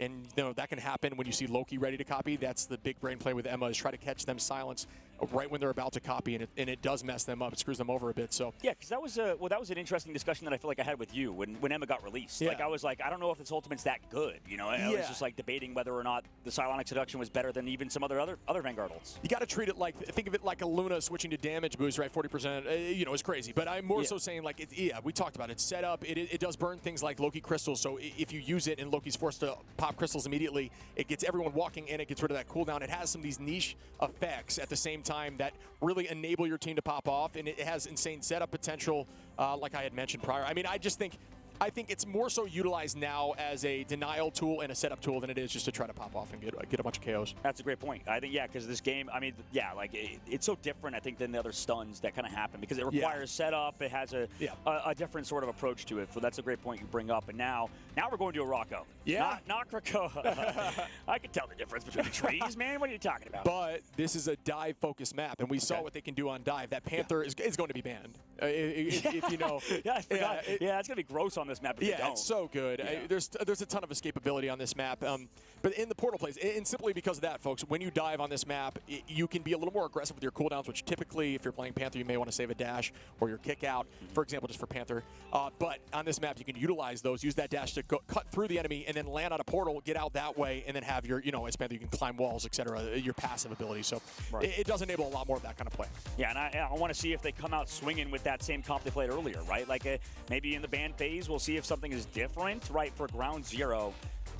I don't know, you talk about like maybe they have to change something, right? It's fine to ban things that aren't totally normal considering you have to do very specific bans. Like that's the underrated aspect of this game. And I don't know, I guess that's what we talk about a lot. And maybe I've sort of rang that, I've come to the well too much and it's now dry that's a weird way to say that. But regardless, Ground Zero, they have to change the bans, right? Yeah. That's basically what it is. And sometimes, even if you think the bans are okay, like because they're not bad bans in a general purpose thing, you have to be very specific, like you said earlier. Yeah, absolutely. As we see the teams locking in right now, I love the focus that I'm seeing. Like I said, chill, vibey, ready for action. We go here on the side of Reject. They looked like a totally different team, and I think now, you know what? How excited they were off the rip. This is now a little bit more of a mental warfare game. You can see them less excited and a little more anxious. Yeah, a little more anxious for sure. I mean, like, that's the biggest thing is that they need to refocus, like you said, with Reject. Like, Reject on the previous map, the reason why they've kind of come back in that last one is because they were so calm and talking about things and not overreacting. Because obviously, as casters, our job is to overreact. I mean, that's the entire point. So, we're like, okay, Finale's feeding, okay, Piggy's feeding, oh, Gargoyle's feeding. But realistically, at the end of the day, I mean, they're not, right? It's always a team-oriented thing that kind of happens behind the scenes in terms of, communication and stuff. So sometimes we overreact here for sure. I mean, that's normal. We see the Mantis ban and the Torch ban on both sides. Luna Snow got to get banned out there for Ground Zero as well. And the lock-in of Emma. And honestly, I think Emma's incredibly strong. Obviously, the teams know that. Was very much an instant ban almost in the last patch, but now is squeaking her way through, and I love to see that. Luna going to get locked in there for Ground Zero as well. Yeah, Luna's one of those heroes that's been a constant mainstay of this tournament and will probably remain to be, just because of how strong the character is, how much, throughput it has in terms of your abilities, even though the ultimate was nerfed, like in terms of the ult charge built up. So still a super strong character. You could tell even with Magneto. Remember when they nerfed Magneto's ult charge too a few patches ago? So yeah, I think like these heroes, if they have good ultimates, are going to be in the meta no matter what. And obviously their base level stats is a big thing. So that's kind of, I feel like, too many people, we can talk about this stuff later, but on the opposite side, Ground Zero, going to be protecting that Mag and that Luna like you mentioned, and then that Phoenix is getting banned on their side this time around for Araco. They don't want to have to play against that, and by they I mean Reject. And on the opposite side, no ban onto the Black Panther. Yeah, no Panther, no Venom. They want the dive to happen, I guess. I mean, they did figure out how to battle it, and I think that may be the conversation that they are having, right? And they do have an open ability here with Loki too to help protect a little bit, but they are attacking first for the side of Reject. I'm curious. A lot of teams try to use triple here, and we'll see if that happens. It was happening a lot in the Americas region, so we'll see if that happens here as we get into the LAN. I haven't seen much triple besides a couple teams, and we are going to start without it, but Groot is great on this map. No, that's I think more of a Western thing. Yeah, oddly enough, like in this region, I don't think they do a lot of these triple Vanguard, triple strategist spawn camps, I guess. At least Ground Zero hasn't. Maybe Reject will, like you talked about earlier. But I know like a lot of the Western teams will do that, and we saw Envy just dominate with that in the play-ins. Yeah. So I mean, it's definitely still good for sure. And Finale is pressing forward here. FMCL going to start charging off those walls. Remember, when you're playing Wolverine, you can actually attack those Groot walls and gain some charge on the opposition. Nami is going to be, we knew that was going to happen, as we do see now actually, I'm surprised to see Ground Zero, is going to be the ones running that Bucky in case they were going to go dive. We've got the Loki out. We've got the Cloak. Phoenix again for Gargo is banned on the opposition. Gnome out on the Magneto. This is a pretty traditional comp here on attack. Yeah, I mean, the Bucky should be okay, but everybody's stunned up on the backside due to something. And Finale, because of the grab, King Bob's gone. Yeah, Piggy got to find Zen, too. So they're up 2, and that's a good start on this attack. Invis really strong on this map for this off-map position here. Same with Emma. I'm going to see, so that could be good on this defense. It was a big stun by Gargoyle. I missed it for the backside. Gargoyle stunned them up. literally 3 people I think got hit by the stun because they were playing so front to back. So right now this Phoenix is just doing so much work with that stun because everybody's playing behind those Vanguards so closely, resulting in everybody going down to grab from Finale to follow up on the stun. So that was clean team play from them. And we begin again as the team, the entirety of Reject does have ult here besides Finale. And we are going to see that Sonic Seduction set up with the Meteor Ram coming in. Does it find value?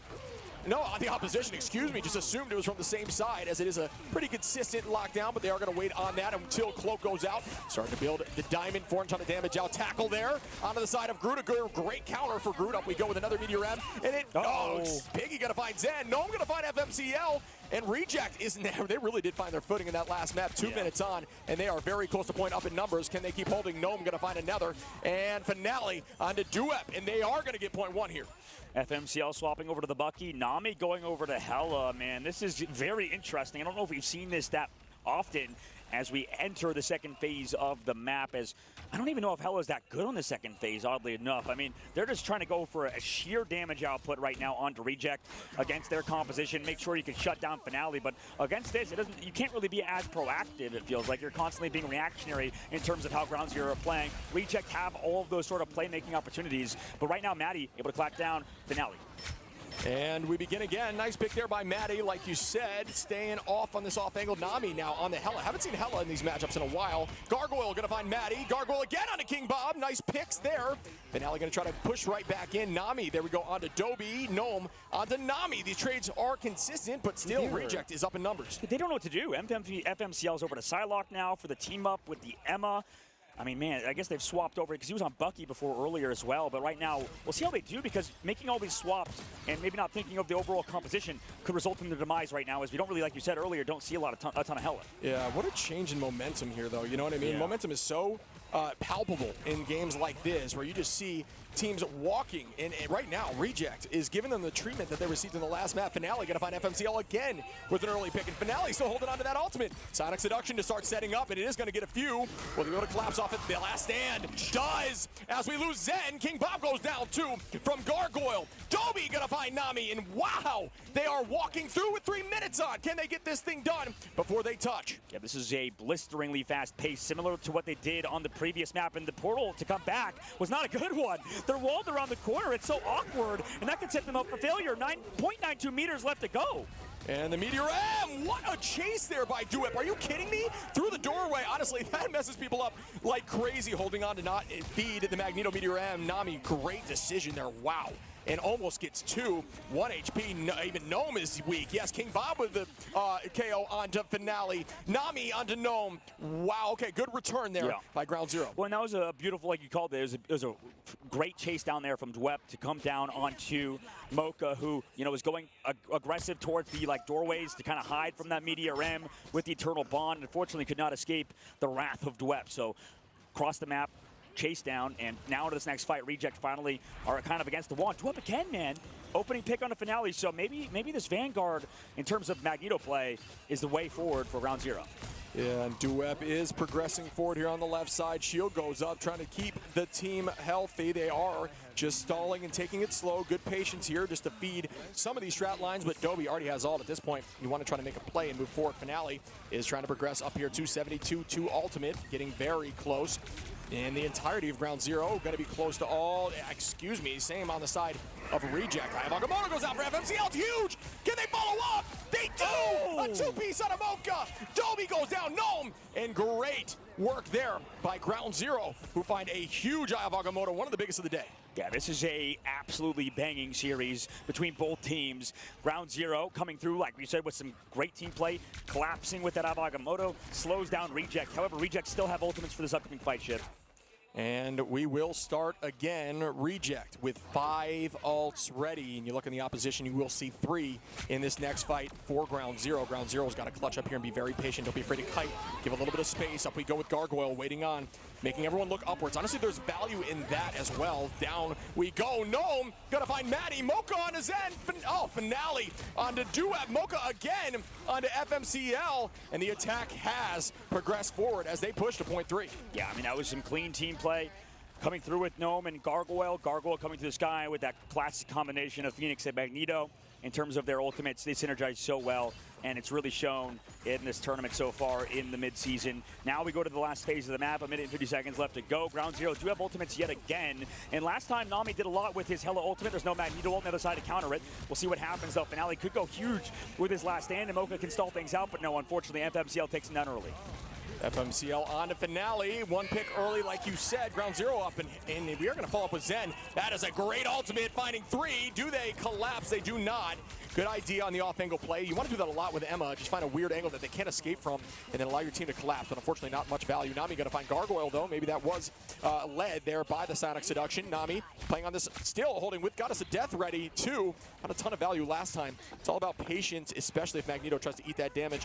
But your team was unable to look upwards. Nami, great pick on a Finale. Looking so clean on this Hella. FMCL on Adobe. Wow, what a pick. Gargoyle turns it back onto Nami. Zen going to find Piggy, and Ground Zero are similar stories, starting to find their footing. Well, this is the bonus. Third phase actually is pretty solid for Hella, right? Across the map, you can do those flanks. Also for Psylocke, we've seen some of the best Psylocke plays of all time, going back to the stage 1 in EMEA with Pokey popping off on that character on third phase, finding opening picks. So FMCL has the chance of a lifetime right now to pop off, and also Nami can play so far, so long range, because at the beginning of this third phase, he has so much space. And we go with the Psionic off the rip again. Reject has a ton of ults, but it's matched similarly on Ground Zero. Do we see any major value yet? Nobody goes down. Ults popped, and now we are dead. Even Duep goes up. Will that find purchase? Bang! Down it does onto Mocha. What a throw there, and now we got the dance of the Cutterfly up. It does get returned on, as when you're using that ultimate, there will be a circle in the middle of where you're going to spawn at, and that is huge for countering. Well played there. Beautiful. As we see another one of those, and you can see the circle right there as I'm talking about it in the center. Make sure you know that in the future. Finale gonna find King Bob. We have Nami on Mocha. Oh my goodness, Zen on the Piggy. Trades for days now, and they are holding like it's their absolute job. Gargoyle onto Nami. Will we see more? The kickoff point. Halfway through OT, Duep on a Finale, FMCL on a Gargoyle, and it looks like they're still holding Ground Zero, but that is an ult. That will, oh no, off the point. Domi, you have to touch, you have to come back at least. You got to run right into the point on that. So unlucky. No, man, that was brutal. Now, 43 meters, man, total for the side of Reject, and they did make it quite far, right? Yes. They did get to the third phase, but that was really where that Ground Zero started to shine, right? Nami on the Hella, long range, able to find opening picks, as well as FMCL on that Psylocke look phenomenal. So we'll see if they can keep that up on attack now. That's what I'm worried about, Shib, because the space created for attack is like the Hella, it has a huge advantage on defense. Sure. Because you can always go for flanks, you can always play, especially on the third phase, so far back, you don't have that same luxury on attack. Yeah. Right? You have to kind of fight for that space first. And Hella, while she does a lot of damage and has some of the highest skill potential in the game, it's very inconsistent for a lot of people. Even the best Hellas in the game, the reason why I always hear, like, we talk to duelist mains, and they're like, yeah, like we talk to Delena and stuff, and they're like, yeah, Hella is still the best duelist in the game, but the problem is that it's very hard to be that consistent with it, because you have to fight for that space a lot of the times. You have to play near perfect. And this is what I talk about a lot with people, is that hero shooters in this game especially is very much so like a MOBA. You know, you're sort of like a top-down game almost. You have to think about it that way. So a lot of times you want to play the easiest characters possible to give yourselves the highest opportunity, right? Get those easy one-shot combos. Sure. Phoenix, Magneto. That's just something you can easily do. It doesn't take a ton of skill. True. The problem is when you play Hella is it has such high peaks, but the floors can be incredibly low. Yeah, I mean, the tracking, especially when you have movement like this on PC, it's very difficult, but these players know how to track, and that's for sure. As FMCL going to start chasing down. Strange does escape there on the side of Gargoyle, still playing Finale. Going to be on the Ultron, so we do see a hold here, a nice little change with triple strat in the back line with Ultron. Damage boost going to be coming from the Terror Cloak. Nobody goes down just yet. HP low for Gargoyle, still able to escape there. Zen Starry on attack is going to be on the grid. I'm surprised we aren't seeing a little bit more of a dive composition here. I guess they do not like it, at least on this first point. Finale going to start putting some damage on with the Rage of Ultron. Great flow there. Way to get out and keep the team healthy. Sometimes it is worth using it defensively, although it has much more value on a backline being offensive. Great tackle. Gnome going to take out FMCL. I'm surprised, as I really did think that was going to go the other way. But Piggy, Dobie, Gnome Again, Piggy with a pick. Well, the difficulty right now, a minute off the clock already, is that Ground Zero are running this Wolverine alongside it. And I get it. It makes sense. Wolverine's very good against triple Vanguard, but specifically against Finale on this Ultron, Ultron kind of does so well to counter Wolverine because anybody hooked and grabbed by that Wolverine is going to get shielded, right? And for Ground Zero, they're not taking full advantage of this Storm. That's why we see a lot of people run Punisher or Phoenix, you know, super high damage dealing heroes that are actually benefiting from the damage boost from the Storm.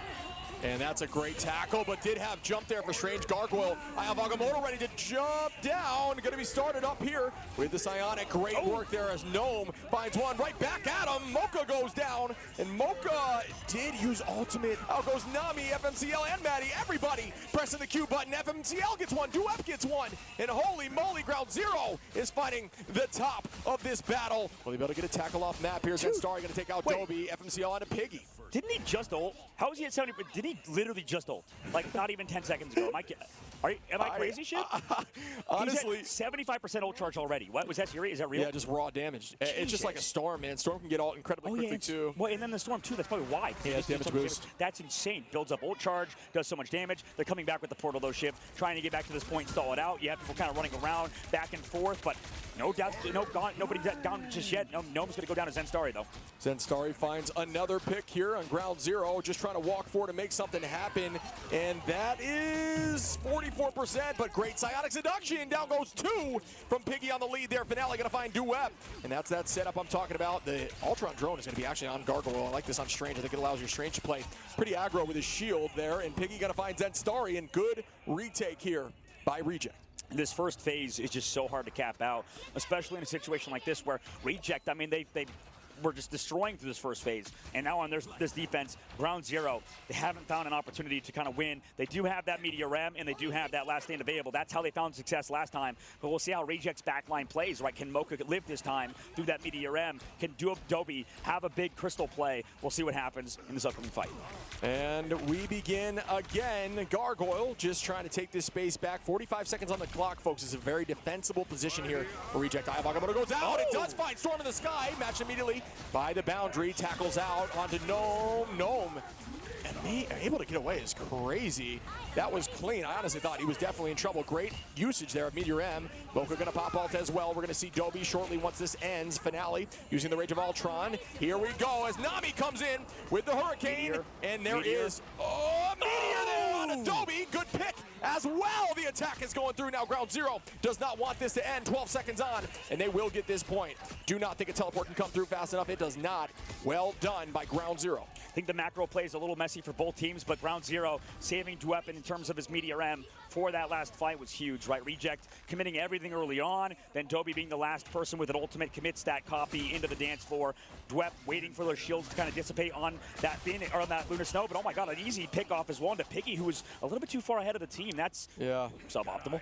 Yeah, you don't like to see that. Numbers down in this next fight. Alt's going to be in the favor of Ground Zero, but granted, Cart's not even close to this point just yet, so they are holding that space, but you only have one body on, and max you can have on Cart, for those who do not know, is 3. You'll see 1 arrow when you're not on it, and then you'll have 3 additional, you get max of 4 arrows there when you have the max on. So Zenstarry, there's a little tricky there, makes you think it's 4, but it's actually 3. Zenstarry, match right back. Who gets seduced more? I'm not sure. Sonic Seduction is out. Does not manage to land on anyone on either side. That's actually crazy. Good usage of cooldowns there. That's the first time I think Emma Frost has never seduced anybody. Yeah, that's true. That is wild. As we do see the push forward from Piggy. Trying to get a grab out, does not work again. Finale with the Rage of Ultron onto the back line again. And a ton of damage out. It does not burst through any of these strategist lines, though. They are going to have to retake this. Here comes the Omega Hurricane. Matched immediately. Well played. Way to do that fast. As that, you almost have to use that a little earlier there. Yeah. If you're on Nami, especially when you know Loki's there. It's all about ult tracking there. And usually you have somebody on your team ult tracking. Folks, for those who do not know, ult tracking is a major part of the game where you just try to calculate where everyone's at. And if they had that, that might have been a different story. Nice throw there by Duep on Adobe. Yeah, Duep is so good, man, every single time connecting with these huge ultimates. But another Sonic Seduction has been built on the opposite side for Piggy going aggressive. Here comes the last lane as well, and Finale's there with the follow-up 1-2. Two-piece holding on. Reject does want this to end. 45 on the clock, roughly. Ult advantage, honestly, almost dead even here at this point. Reject's going to be slightly behind as Zenstarry will be able to fight, use Sonic in this next fight, which could be massive for them.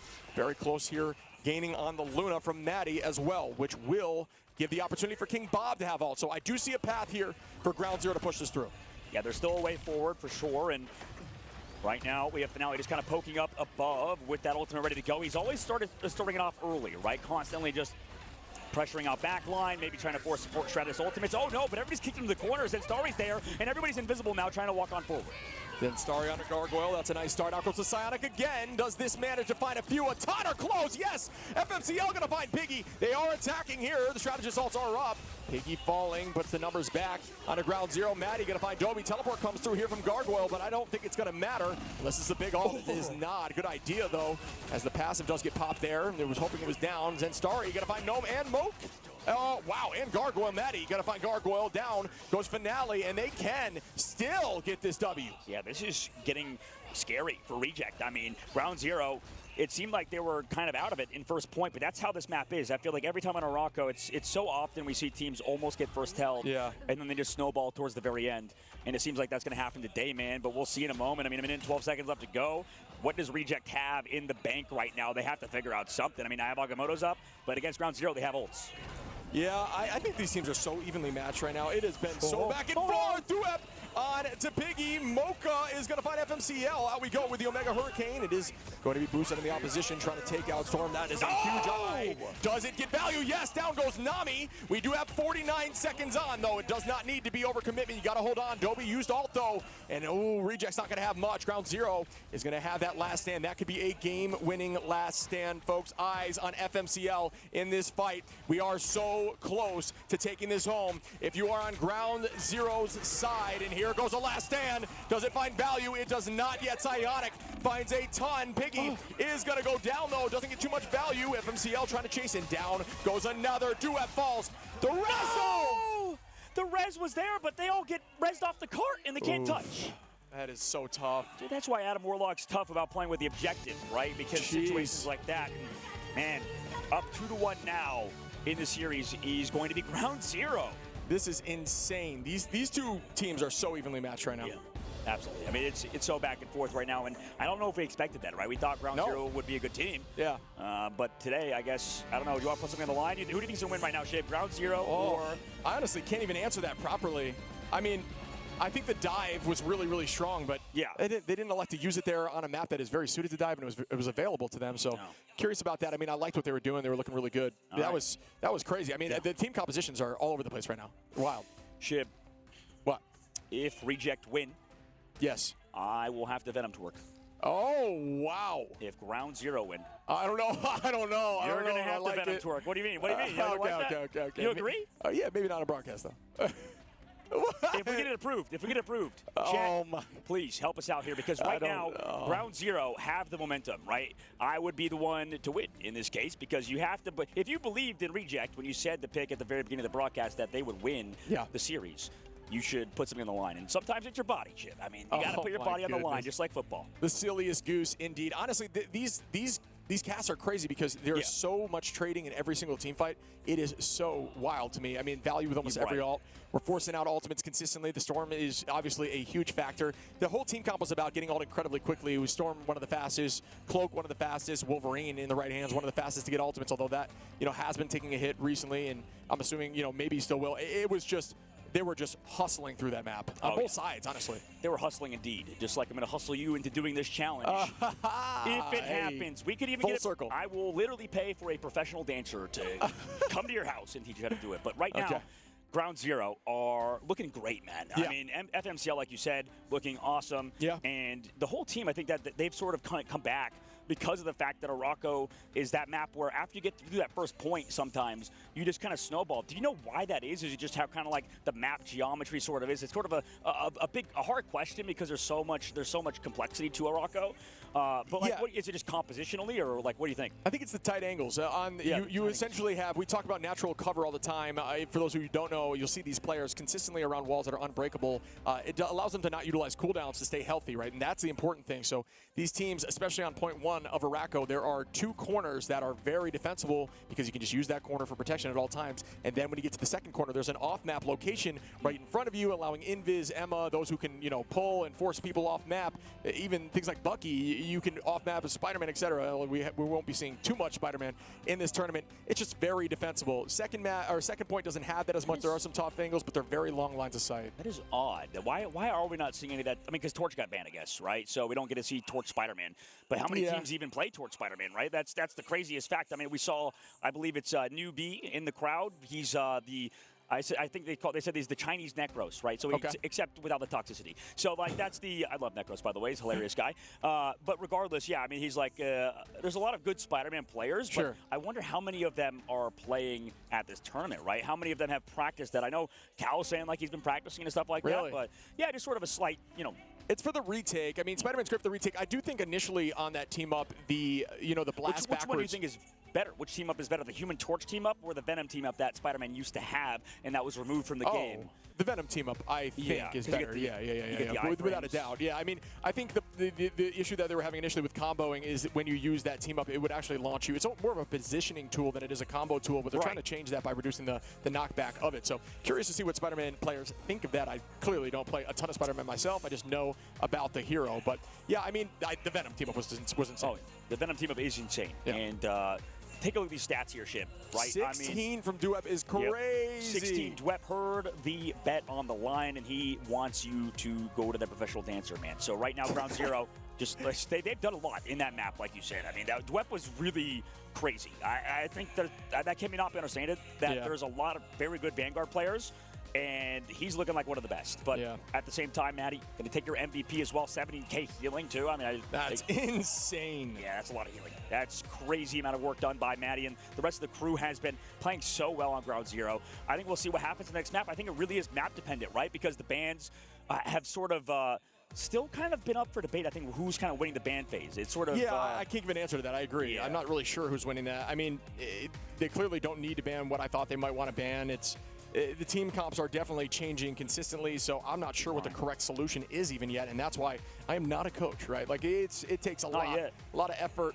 It takes a lot of effort and a lot of just data-driven points and understanding like what works against what, and whenever you lose something, what do you ban in return? So I mean, great work here by Maddie though. 70K healing in that map is disgusting. We're gonna look back at some of these plays. Great Eye of Agamotto, another one of those big ones. We've only seen a few of these in the tournament so far, but that was disgusting on a bowl strategist. That is all you're looking for is Strange. Yeah, that is a lot of work done on that side, and for both teams, we're gonna have to pay attention. We're gonna intently focus on this ban phase upcoming because it matters so much now, right? The small changes are gonna really impact the game, right? I think we saw, Loki made it through for reject this time, and that Loki's been doing a lot on Dobby's side as well.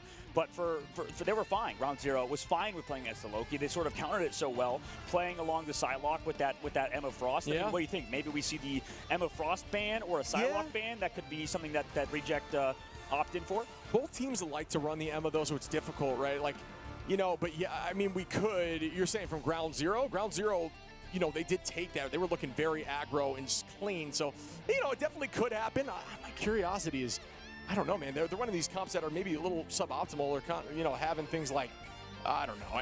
I'm not sure nothing needs to change. I think maybe the Wolverine ban, FMCL has been looking really good on Wolf, but Dwep was really good on Mag, so maybe a Magneto ban.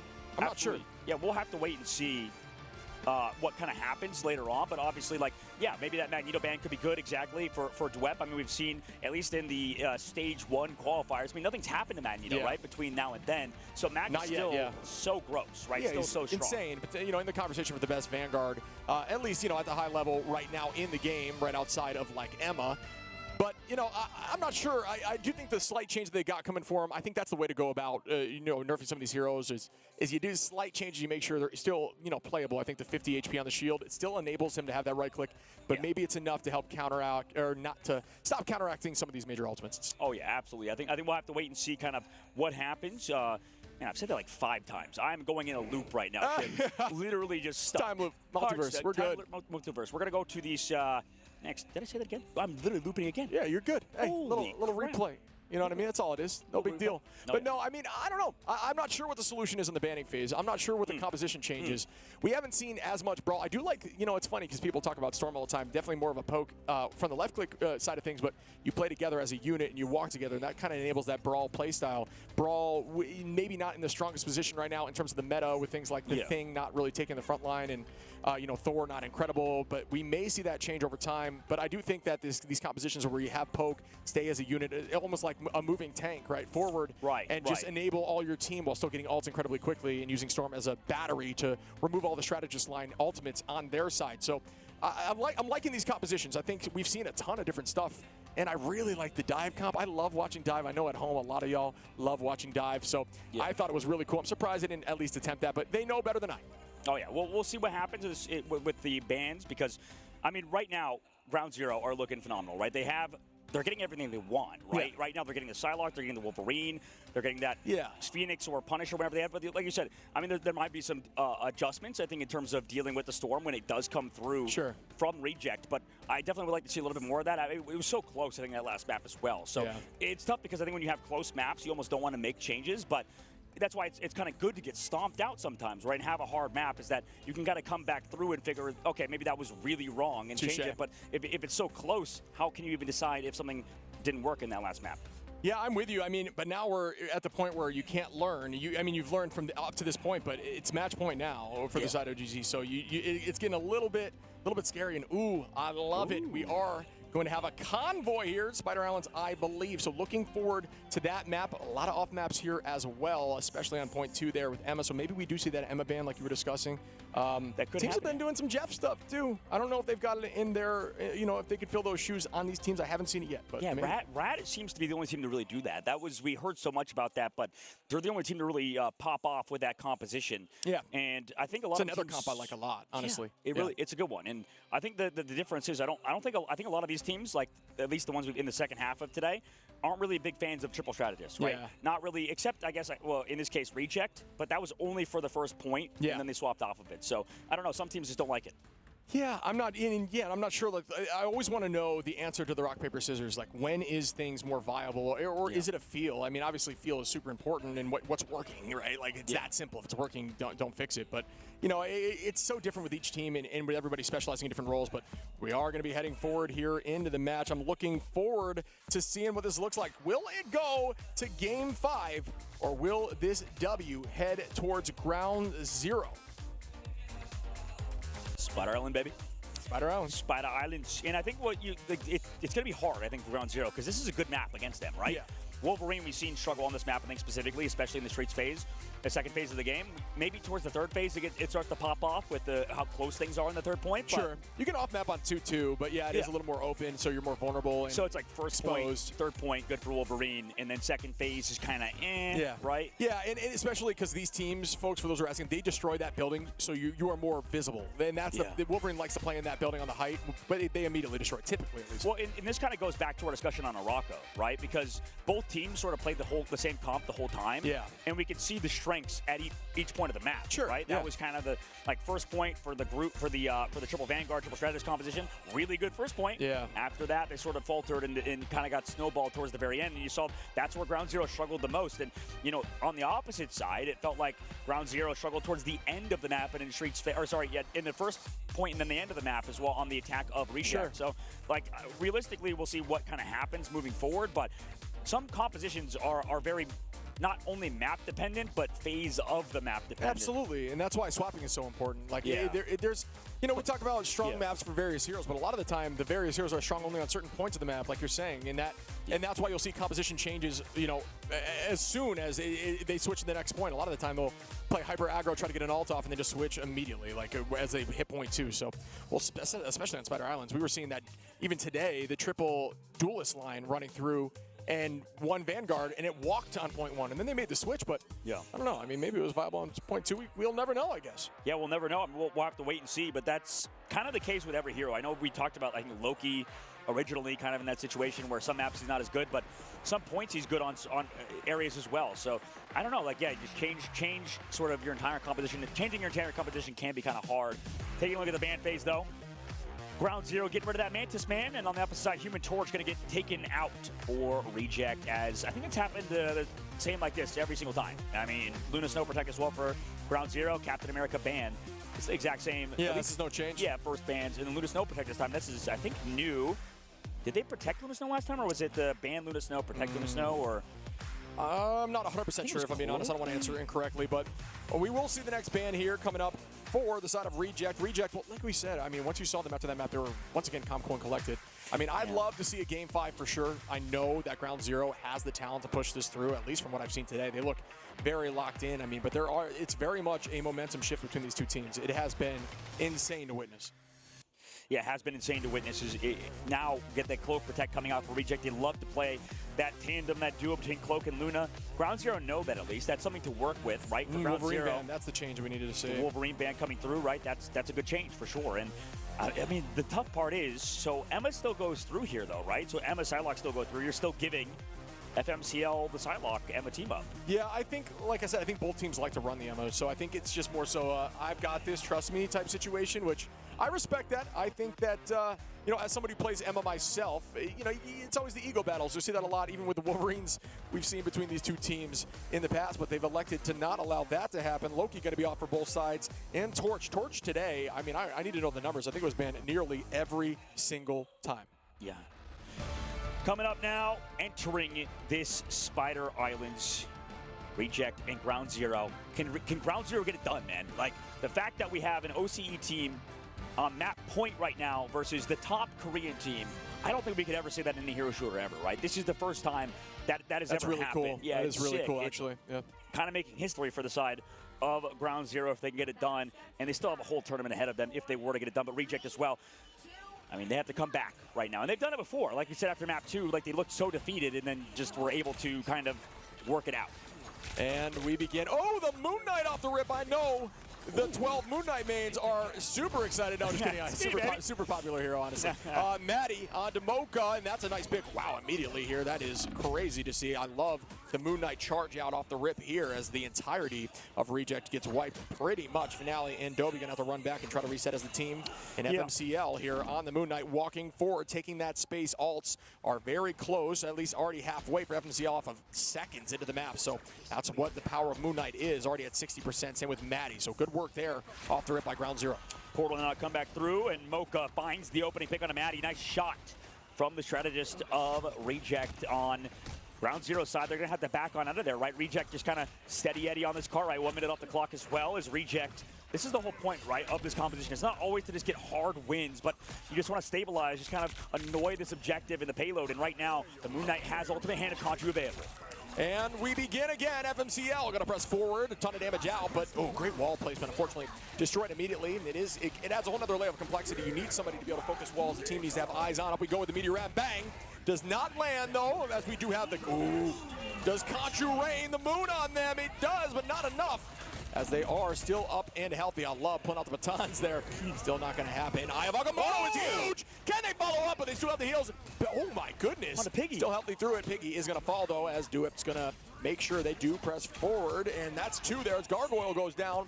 And King Bob finds Gnome. That is a ton of pressure with a ton of time on the clock. 2:20. We will see a portal likely unless they can get that touch. Yeah, they just used it earlier. So the big thing is that true. Even with the damage reduction from Diamond Form, they were to take down Piggy. That's how strong Emma Frost can be for sure, right, Shib? Like the fact that you get that huge damage reduction to kind of live through Meteor M even is insane. But now we're entering this last phase of the first point and 2 minutes off the clock. Here comes Piggy with the Sonic Seduction and Mocha with the Fate of the Worlds. Yeah, I believe it's 25% on the recent change.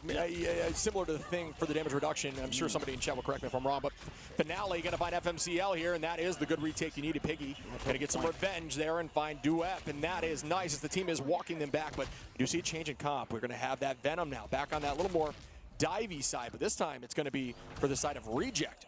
Yeah, Finale on that Ultron has looked terrifying, man. Like they set up on the cart with Piggy, but then over the top right flank, Finale just kind of came through, drone on Piggy to sort of stall. and found those opening picks. Now Ground Zero have to walk in, and they have the Strangling Prison. This could be gross with the Storm. And the cooldowns are at least going to be pulled out here from the side of Nami. There go. Ooh, great bubble placement. That may be enough. Oh, but Rage of Ultron out there to keep the team healthy. Mocha going to find Duep. Oh, followed up as Gargoyle gets 3. Let's go, Gargoyle. Make that 4 as Gnome cleans it up onto Nami. What a retake here. And they are finding their footing a minute on.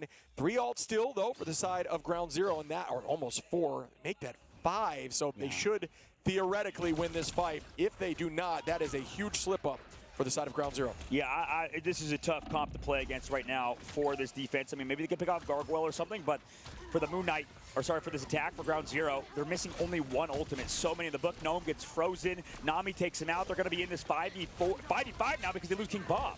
Wow, Duep finds Gargoyle finale on a King Bob. FMCL with a 2-piece, and that is a massive pick. I mean, that's, you know, we expected that to happen here with ult advantage, and that's why ult advantage in games like this are so important. Nami trying to chase down the Ultra on a finale. Wait, what? They have it again. The cooldown's up. They used it early enough. That is big brain right there, and that's that stuff you may not think about. If you're watching this finale, is going to find Nami.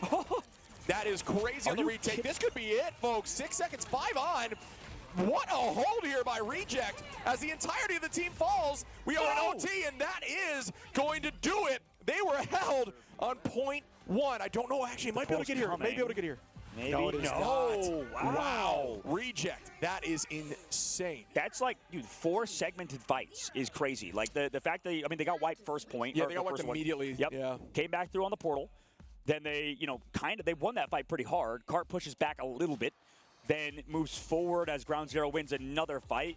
And then towards the very end, Piggy touches. Remember, like with 2 seconds or 2 meters left. Yeah. And then Finale comes back through, finds those 2 opening picks. And then after that, I mean, that just built so much time. Yeah. And just excellent, excellent objective play from that defense. That was a masterclass. I think that's the best we've seen out of that composition in terms of, you know, sometimes you make mistakes, but it's okay to make those mistakes if you just play, you sort of come back and you play good fundamental Marvel Rivals. Yeah, I mean, this is a good lesson here for chat in general. Notice how when you fall with, you remember, the cooldown on Strange Teleport is 3 minutes. If you fall early enough, and just if you're on Duelist, if you were the first to go down, switch over to Strange and guarantee a 4 fights or 3 fights on the map by putting that portal right next to point and trying to stall until, you know, you get to 0, and then you have it again. And at that point, it's very difficult to push through the point. So, yeah, it's one of those tricky situations. It's one of the first times we've seen the team wipe that early, and it is very niche. But keep that in mind, and we see that a lot in the pro play when they're running that triple Vanguard, triple strat on the spawn hold. They will use that way, but I guess you don't necessarily need the triple in order to have that portal play work. Oh, yeah. Let's now come back and through. For Ground Zero, can they refocus, man? I mean 114 meters on first point is pretty abysmal, right? But we've seen crazier things happen. I think at points we've seen even good teams like 100 Thieves struggle, even though you kind of get that first point hold. You called it earlier. Both teams are so evenly matched. Anything is possible here. I do agree with you fully, as we do see the triple Vanguard here for Ground Zero now trying to break it out and try something different, not electing to use the Rocket Res, instead going to have Ultron in the sky, which I like this change here. I like the way this comp looks, but having Gargoyle on the Moon Knight might help battle it back. Some of those more niche heroes have been found to counter this composition. Oh my goodness, look at that ult charge, Moon Knight. Are you joking me? Piggy finds Zen. 88, 91, 94%. Gnome gonna find Nami, and they are walking as Piggy finds Duep. Again, they are gonna reset here in Portal Inn. Yep, here it comes. Maybe we'll see how Ground Zero does in terms of their fundamentals, right? Coming back through, pretty similar situation. Literally like the exact same situation, but the portal a little later this time, near that ice cream van, or rather Rockstar van. Now they come back on through. Gargoyle has been playing really good and does have a diverse hero ocean, if you will. Does not seem like they can get pinned out. What a throw there by Duep onto Dobie. And they are going to have the Sonic Seduction. Duep going to find Gargoyle. Gnome goes down. And that is a great utilization of that portal. Again, going to battle back. Very similar story. I feel like we're just seeing the same team. We talked about Symbiotes earlier. Literally both teams are doing this on repeat. Yeah. this is crazy, man. Like, that's crazy. We'll see what happens after this. Maybe the Reject. So if we go back to the attack, Ground Zero, the one this upcoming fight, right?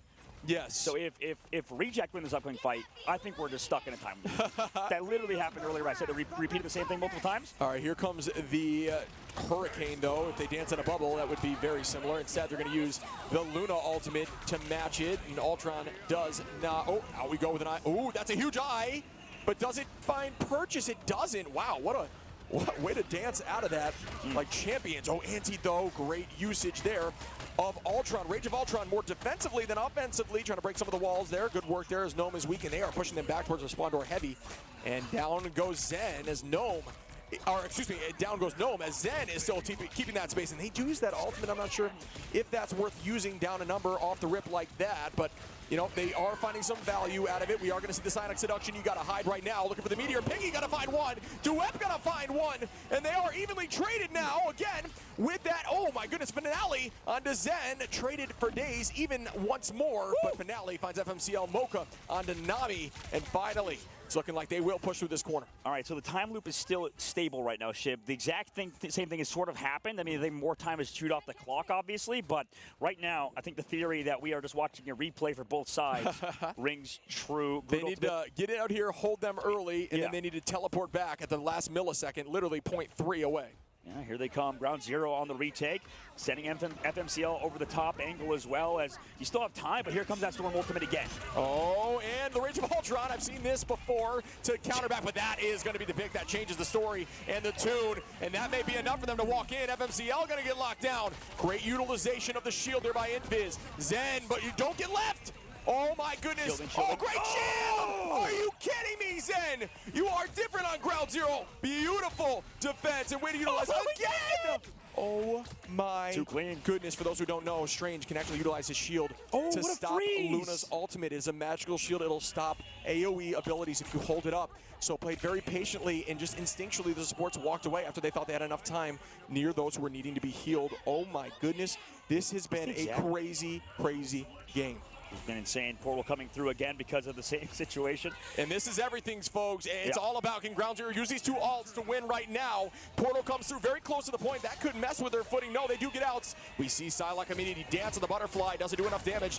Our strategists are holding on in the point, and that could be danger zone. Waiting one more. Oh, they dash back. Oh, no! Duep needed to hit that, unfortunately. Maybe just a little bit of the nerves, not able to do so. Quick movement there.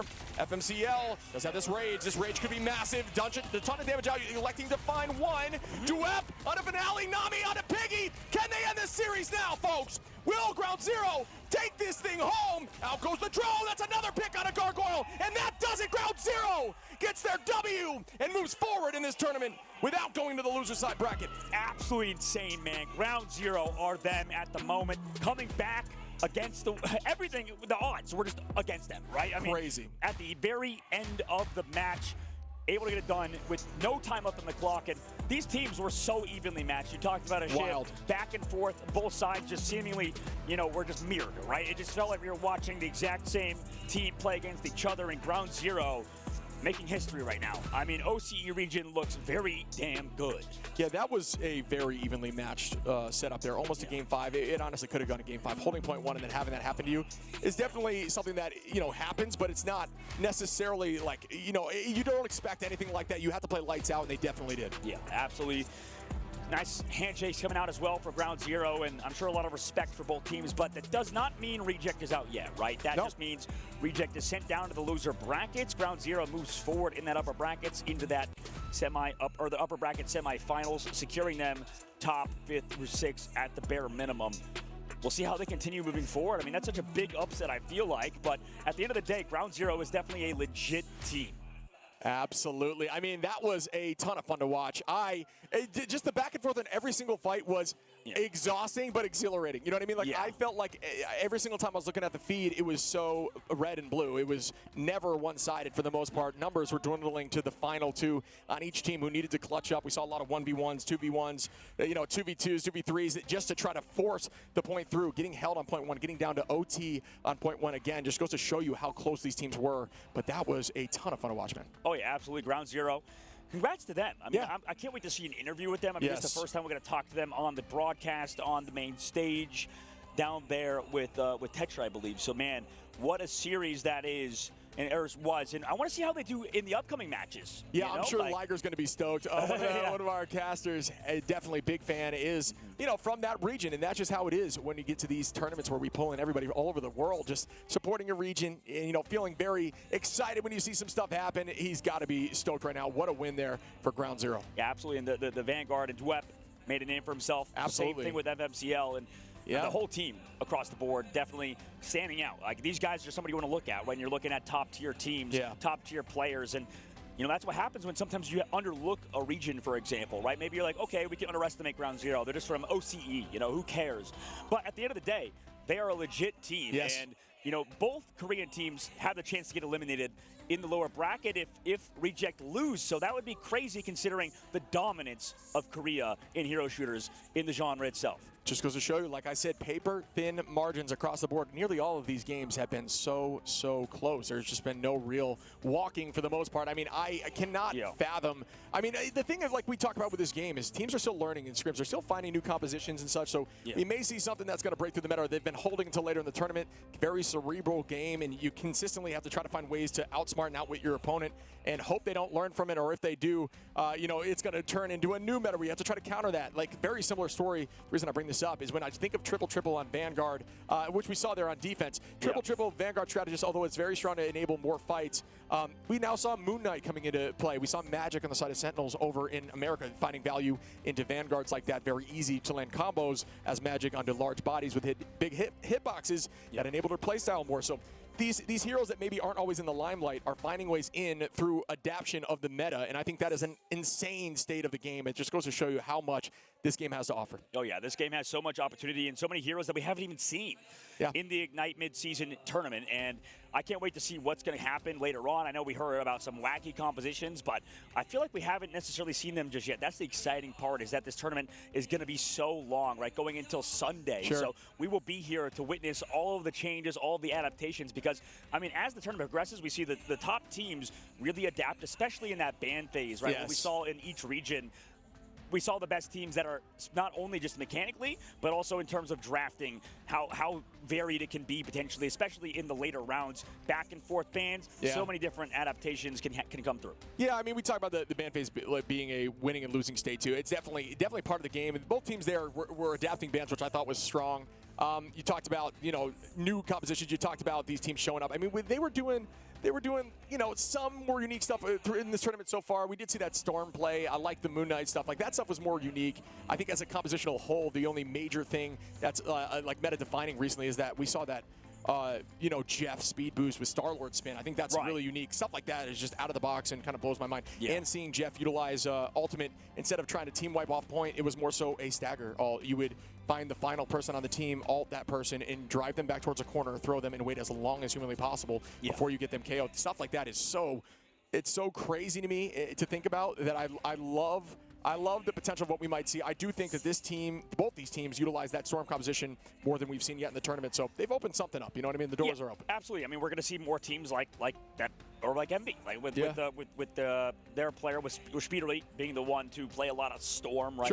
And same thing over here. But for Ground Zero, they kind of tried and true, right? That's sort of the same compositions we saw back in the stage one, right? We saw a lot of Wolverine. We see a lot of Cloak and Dagger, a lot of Luna Snow after the patch especially. But on top of that, ton of Psylocke. So really great play from Ground Zero. And to swap also back over Nami over to the Ultron, I mean, that was just a banging match back and forth between both sides. And it's unfortunate, obviously, for Finale, who dropped, you know, a crazy amount of damage, nearly 21,000. And it seems like also Gargoyle was right there to match him. So it's tough to lose in a situation like that. But it was just such a close and fun matchup that it's crazy that Ground Zero won at the end of the day. Yeah, you got to remember, folks, this map was a single point on both sides, and these stats are crazy for that. Man, it's like Duep's got to get some love. In every single one of these games, massive ultimates, looking really clean. And there he goes. What do you know? MVP right there. Zero really assistance. Popping up. Zero assistance. He did it all himself. Doesn't matter. Clean them up. You know what I mean? Clean them up. You know, just really clean with that Magneto, an incredibly strong hero right now. Absolutely. And interesting healing received stat as well. A little bit of damage taken, but he to be fair, like, the strategist just kept him alive at all times. Like, he was never going down, whether that be good cooldown usage out of him and his strategist. Definitely up. It's up for debate who actually was the most important character, or rather factor in that sort of machine, the most important cog in the machine. And right now, Ground Zero looked like a well-oiled machine, speaking about which, because this team is going to be scary. If I were the next opponent in the semifinals, definitely got to be watching this one and figure out what their weaknesses are, right? Yeah. That's today is sort of that testing ground, right? It's tough to go down in loser brackets, but everybody is learning so much about each other because some teams have not scrimmed against each other as much as others. Yeah. I'm with you. And even right there, like I was just seeing, I didn't even notice. I mean, it was a damage-boosted Moon Knight off the rip that enabled them to sweep on both sides. That is a crazy next-level strategy. But yes, I mean, I can't say it enough. This was it may have ended 3-1, but it was anybody's game. I think that Ground Zero was very confident in the way that they played, but Reject, they started figuring things out, and I think that's going to help them later on down the line here in this tournament. Yeah, and it's interesting that Moon Knight is being the one to choose. I mean, it makes sense with the Groot, like the old style, with the combination with the Hand of Khonshu and stuff, but you know, with the Storm, it's definitely changed a lot. You know, I think that people were like, okay, run Storm, Punisher, run Phoenix, Storm, but you know, it seems like today a lot of teams liking to play just like the straight up Moon Knight with the Storm, and you know, later on Reject swap compositions, so Gargoyle, yeah, those shields as well from Zen. I mean, the whole team really came through today for Ground Zero. That is huge brain plays there by Zen. We talked about how that works, but that's, I mean, we haven't seen as successful two-piece back-to-back like that, using that shield to keep the team, you know, isolated from the Luna all twice in one go is wild to me. So, you know, everybody finding value with more unique things in this matchup, for sure. There's that hype. I love that, man. That's a great reaction from everybody, the whole gang at Ground Zero. And, yes, you know, it's cool to see them move on to that semifinals. So for Reject, I wonder what's in store for them moving forward. We have to wait and see, obviously, what happens. But for Reject, they're still a good team. Yeah, that's absolutely. The number one thing. And I believe our interview is still getting ready on stage as we test some things out, as that's going to be awesome to see the player on stage from Ground Zero. I'm sure he's pumped. I mean, absolutely exhilarated with that win. I love seeing the excitement from teammates. You know, that's what you know, it mirrors what I would do, right? Like, you get out there, you see them, you play as a team, you get hyped up, and you get juiced out. I would be so stoked. You know what I mean? As soon as we win a game like that, especially as close as that was in every single map, it was, like we talked about, trading consistently. I mean, the level of emotion is what you want to see at this level of play. And although some teams are staying calm, cool, and collected, I personally love the energy. No, yeah, dude, it's so fun. It's so exciting. And those guys, I mean, that's the whole point of this, right? To have all these pro players experience it, and the fans too. Yeah, absolutely. Absolutely. Well, it's been a crazy day. I mean, I'm excited to see this interview, but wow, we are... These games have been nothing but intense. I feel like my heart has been pounding no matter what I'm watching at all times. Just raw energy, raw talent across the board. Every single region is bringing something to the table. Yeah. We'll have to see what happens in that interview, by the way, as we head to the stage with Tetra. It's going to be with FMCL, I believe, is what we are hearing. So that's going to be exciting as we head over to FMCL. I am here with FMCL from Ground Zero Gaming, who just put on an honestly incredible performance. You just took your first game on the international stage in a 3-1. How are you feeling? I'm feeling wonderful. Coming into this series, people were probably thinking we weren't gonna like show up or do anything, considering we're from OC, which is usually considered a worse region. But I think in this tournament, we're the underdogs, and we can definitely put on a performance and show the people how good we are. And you're absolutely showing it now. You're playing a very aggressive playing style that's working out incredibly well so far. So tell me, who does the shot calling for the team? Who's giving commands in those fights? I'd say it's pretty evenly spread out around the team. It's usually depending on what character people are on. So if Zen's on maybe Groot, he'll shot call like his walls. If Dwip's on Mag, he'll shot call his ult or bubbles. And when I'm on Wolf, I'll shot call my grabs. So, your next opponent heading into the semi-finals is 100 Thieves. Do you have any words for your upcoming opponents tomorrow? We're better than you think you are. We're better than you think we are. Sorry. Yeah, we're definitely a dangerous opponent. I think you shouldn't underestimate us. But if you want to lose, you can. All right, and the final question, I think it is, you have more than earned your opportunity, and just well done for starters, just to give any shout-outs you want to the world right now and to all the Ground Zero gaming fans out there. Yeah, first, I'd like to shout out my team members in the org. I'd like to shout out Jacoby Creamy. He taught me the game. Devin Wang for helping me in school. Yeah, those are the main people, and my parents raising me. Thank you very much. All right, thank you very much, FMCL. Let's head back to the casters.